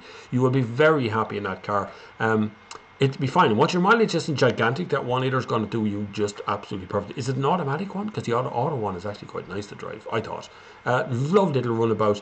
Perfect style. Looks great. Drives well. And is plenty of room for everybody inside. You bring all your mates, your buddies, your family, your pals, your wife, your husband, your cousin, whoever will also fit in the car with you. Andy McAfee. Other local-ish non-UK right-hand drive are Isle of Man, Channel Islands, with Sark. Sark doesn't have any cars though. Oh yeah, Sark has tractors but doesn't have any cars. And Cyprus, not a big pile of RU spec orders. That's why I don't know why we don't do more business with Japan. Japan drive right-hand drive cars like we do as well. We used to have Jap imports up to wazoo, but they don't appear anymore. Mark Turner spits to 714 hashtag Bob Flavin. There you go. See, people are entering the competition. The competition is to win the TomTom sat-nav system, the whole thing.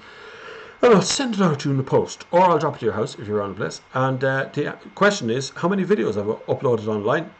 And put the hashtag Bob Flavin on it. Jerry Wicklow says, Japan uses the correct side. Yeah, there you go. Japan, see? Japan drives the same side of the road as us. But the whole rest of the world basically drives on... No, New Zealand. What side of the road do Australia drive on? New Zealand drives on our side of the road. I think Australia drives on the same side of the road as us as well. Johnny Dubb, if only I could imagine the carnage at Walkinstown roundabout if we switch sides. I'd have to film it. I'd get my drone out and just watch it happen like bumper cars. It'd be so much fun. Just for 48 hours until all the old people are dead and all the young people just don't want to drive anymore. And all that just leaves the road for the rest of us. We can all go on the other side of the road in any car we like, up, down. The Polish people would be really happy because they drive on that side, on the left side. And they do bring some, I've seen a few Latvians and a few Polish registered cars here that are now registered in Ireland but are actually left-hand drives. Operator Hoot says Jim Fox is the prime example. Irish Foxhound says Annie McAfee, Jules was the last death in F1 a couple of years ago. I was thinking it was someone else killed there more recently.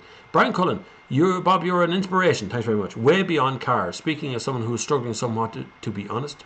Don't struggle, Brian. Always contact me if there's anything you need to talk about. Whatever you said, DMs or something, that's always open. bobflav@thenextgear.com. Always, no problem with that whatsoever. Don't struggle. Struggle's okay. You know, it's okay to be annoyed, to be pissed off 1 minute and be happy the next. That's perfectly rational behavior, and struggling is perfectly rational behavior. You don't, this idea that we have in social media, you have to be happy all the time. You don't have to be happy all the time. There are days where you get up and go, I don't want to face today. That's okay, because tomorrow is another day. You know, if anything bad really, really happens to you, those who love you will miss you. That's really all it comes down to. The people who love you right now are all that really matters. Not things, not TV, not Christmas dinner, not turkeys. That's all side trimmings to life. You know, that's all stuff that people who can will. But you don't have to do that. You don't have to do any of that. Just think of every day as something else you can do. Tomorrow is another day. Tomorrow's another day I can succeed. I can try again. I can do something else. You think of the here and now. And think of who's around you and who wants to be near you, and pay some respect to them, because they're there for a reason. And your family will always be there with you, especially your own kids and your wife and your husband or whoever it is out there that's looking after you. Those people are the people you pay attention to. Don't worry about some social media person like me or someone else online, what they say to you. That's all crap. They just want you to buy something. Half these people are sponsored by who they're talking to.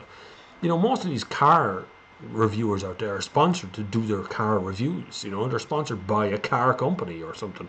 So it's all nonsense anyway. But Brian, look, don't struggle. At any point, if you're on social media somewhere, just DM me, just send me a message, send me an email, whatever, talk it out. Blah. I get them all the time. People email me all the time with the greatest world problems that could ever happen. And I never mention them.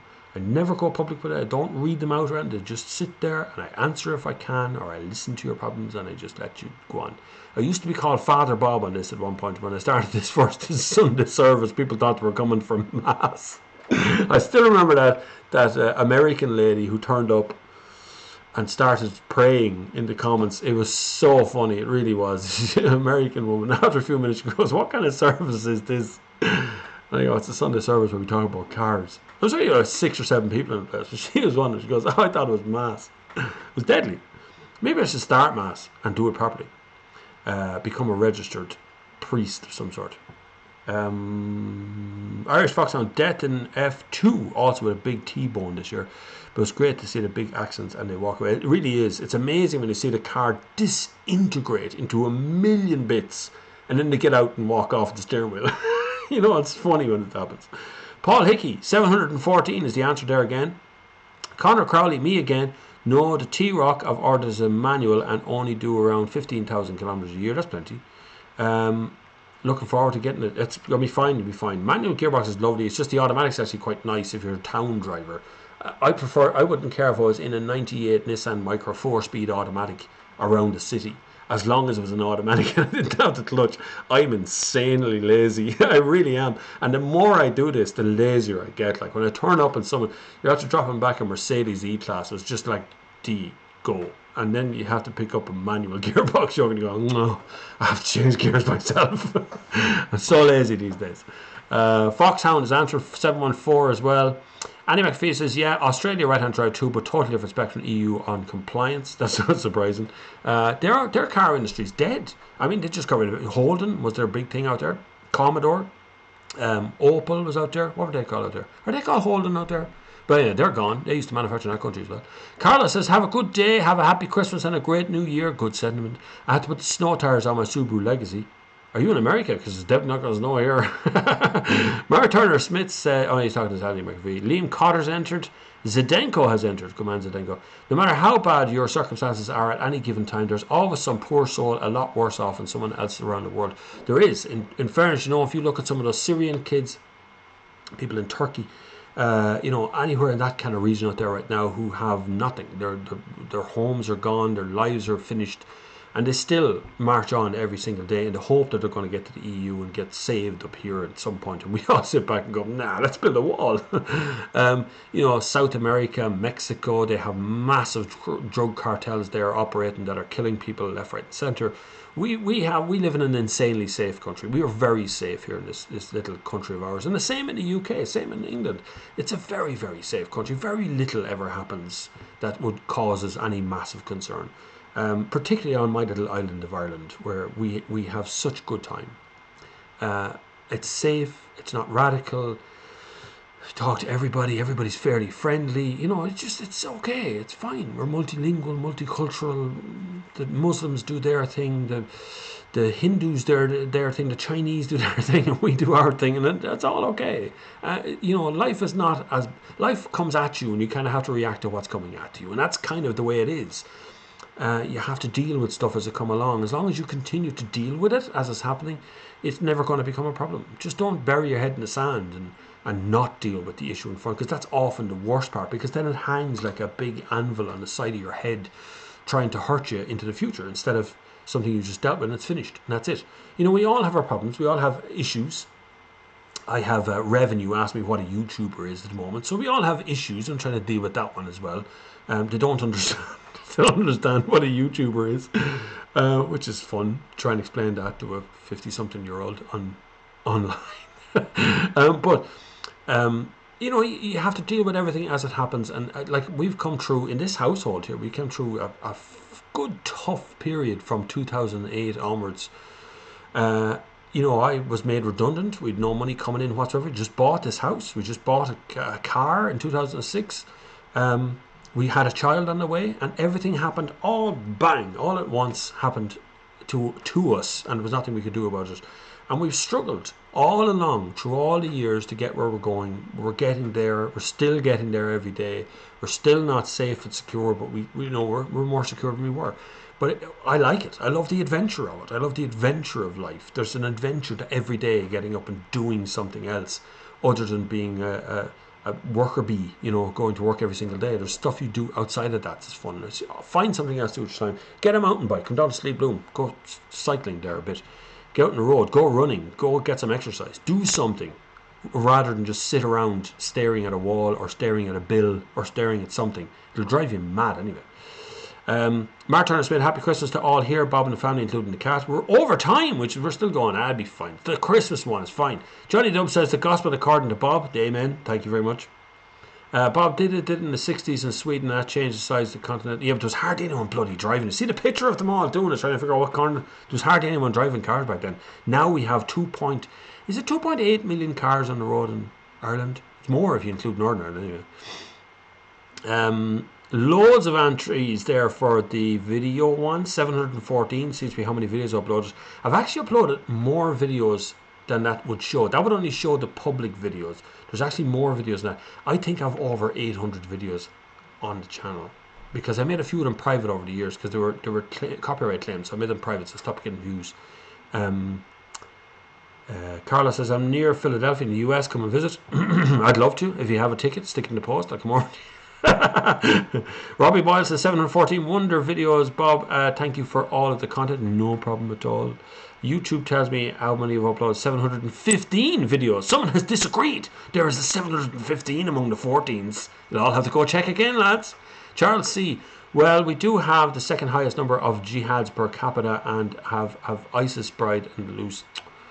Do you know a woman who was probably classed a nutcase over there came over here and has been arrested and tried in court and released on bail or something, and now she's wandering around the country like that's going to make a blind bit of difference to anybody. You know, look at, I couldn't set my foot out of place up to town without someone knowing me and knowing her. I'm telling you, there's nothing can be done in this country unless somebody knows about it first. So it's very likely.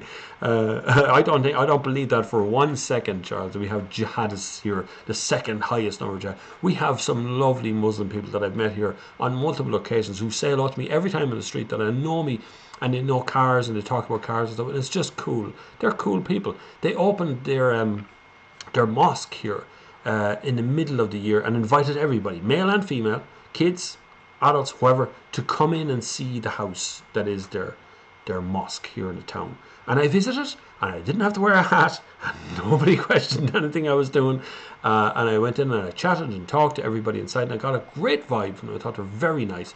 I don't appreciate sometimes the way they treat women, but a lot of those women make their own decisions to be in that realm. Some of them don't, some of them do. We have our own problems in Ireland. We have our own education system problems here in this country. We have our own Catholic religion problems here in Ireland as well. It's not the influx of Muslims that's causing the problems, lads. The problems have all been created by the Catholics here, first, foremost, and then the English was the other part. But that goes back to like 1900s, early 1900s, the English were here doing that to us. So we've had that problem before, and Muslims would be the least of your worries, being honest with you. Hi Bob, happy Crimbo. Thinking about either a Kia Proceed 1.4 or a Honda Civic 1.5. Thoughts of both. Proceed, please, 1.4. Honda Civic is actually okay, but I just don't get on with Honda interface. And I don't like, they've got a weird interior on them. I just can't quite wrap my head around how the interior does on them. And they're a little bit odd looking now as well. The Proceed is gorgeous, really dependable, 7-year warranty, 150,000 kilometers. It's going to be a nice car and you'd be proud of it. The finest rear end on any car on the market today at the moment, actually. Anyway, Phil says, when was the Bob Eureka moment when you went from going a film review and uploaded it? It was early on. I had started the next year. It was called smokerspack.com at the time. It was 2010. I'm going to say, but it may have been 2009 when I started the website. I thought I'd review second-hand cars, and then Renault and Fiat, and someone else rang me and said, do you want to review new cars? And so I looked around and everybody was reviewing new cars on blogs and vlogs and stuff. And I thought, why don't you just make a YouTube channel and do it? So I recorded a video of my own car first, which I still have that video. It's so amateur. Oh my God. I recorded on a DV camera, the tape cameras, you know, a real old DV. The sound is rotten. The camera's rubbish. The review, and I look like a child. It's still there though. It's just to remind me where I started. And then I got a better camera, and I made a review of a Renault Grand Scenic or something like that. A Spas or Grand Scenic that Renault gave me. And I put that up, but it wasn't the first video. The first video I actually did was the launch of the Nissan Leaf in Dublin. It was the first one I ever did. I wasn't in it, I didn't speak around it, it was just there. And then I went, you know, this YouTube thing, I kind of like making videos. So away I went. I just thought, I'm just going to make them. I don't care whether I do or not. And then I got threats. I had a journalist, I believe a journalist in this country, sent me a threat to say to leave, you know, don't be looking for press cars now, it's terrible. Oh, no, you can't be doing that. Oh, no. I was the first motoring journalist to come along in years who even tried it, and the first one with a YouTube channel and all, you know, it's all that. That's how I just got a head start is all. But I'll be caught up because there's big companies involved, not like Cars Ireland, they're spending money on their YouTube channel. And Cars Own, Done Deal, they're spending money, like they're hiring camera crew and getting people in, and not once did they ever make a phone call to me to say, you know, it'd be a good idea if you, with a really big YouTube channel about cars, were to review cars for us. Can you imagine that?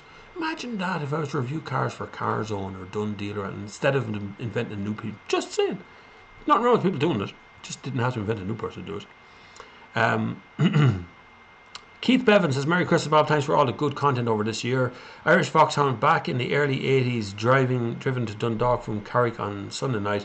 You see maybe 3 cars. That's true. Yeah, I remember my father driving me back from, this is 1980, I'm going to say. We were driving back from a holiday in the west of Ireland, and we drove from Westport to kind of down towards the Limerick area. And didn't actually pass a car. There's no cars on the road, nothing. We were in a Vox. No, we weren't in a Vauxhall Viva. What was the car? Renault 12, I think we had. A Renault 12 was the car, I think. May have been a Vauxhall Viva either. Not too sure. We had a Viva. Foxhounds is back in the early 80s. Mark Turner Smith, he's answered Conor Crowley. It's all a total, including today's one. Oh, that's fine. This one won't go up until... Yeah, that's true. Actually, yeah, you see, this one won't go up as a video uploaded until the stream ends. Then it will be 715. Ha ha! Someone's thinking ahead. That's good, because that changes the answer. No, I'll take either 714 or 715, not including today. It's absolutely fine. Okay, we have been going for 2 hours and 13 minutes. It's not the longest one ever. I think the longest one ever is 2 hours and 20 minutes, if memory serves. But it's been a delight to be here in front of you again today, and for you guys to come along and pay such attention to such a small little YouTube channel on the west coast of the entire of Europe. It's been a wonderful year, a weird year. I've lost people and I've gained people this year. I've discovered who's your friend and who isn't your friend this year as well. I've discovered a lot of things about me.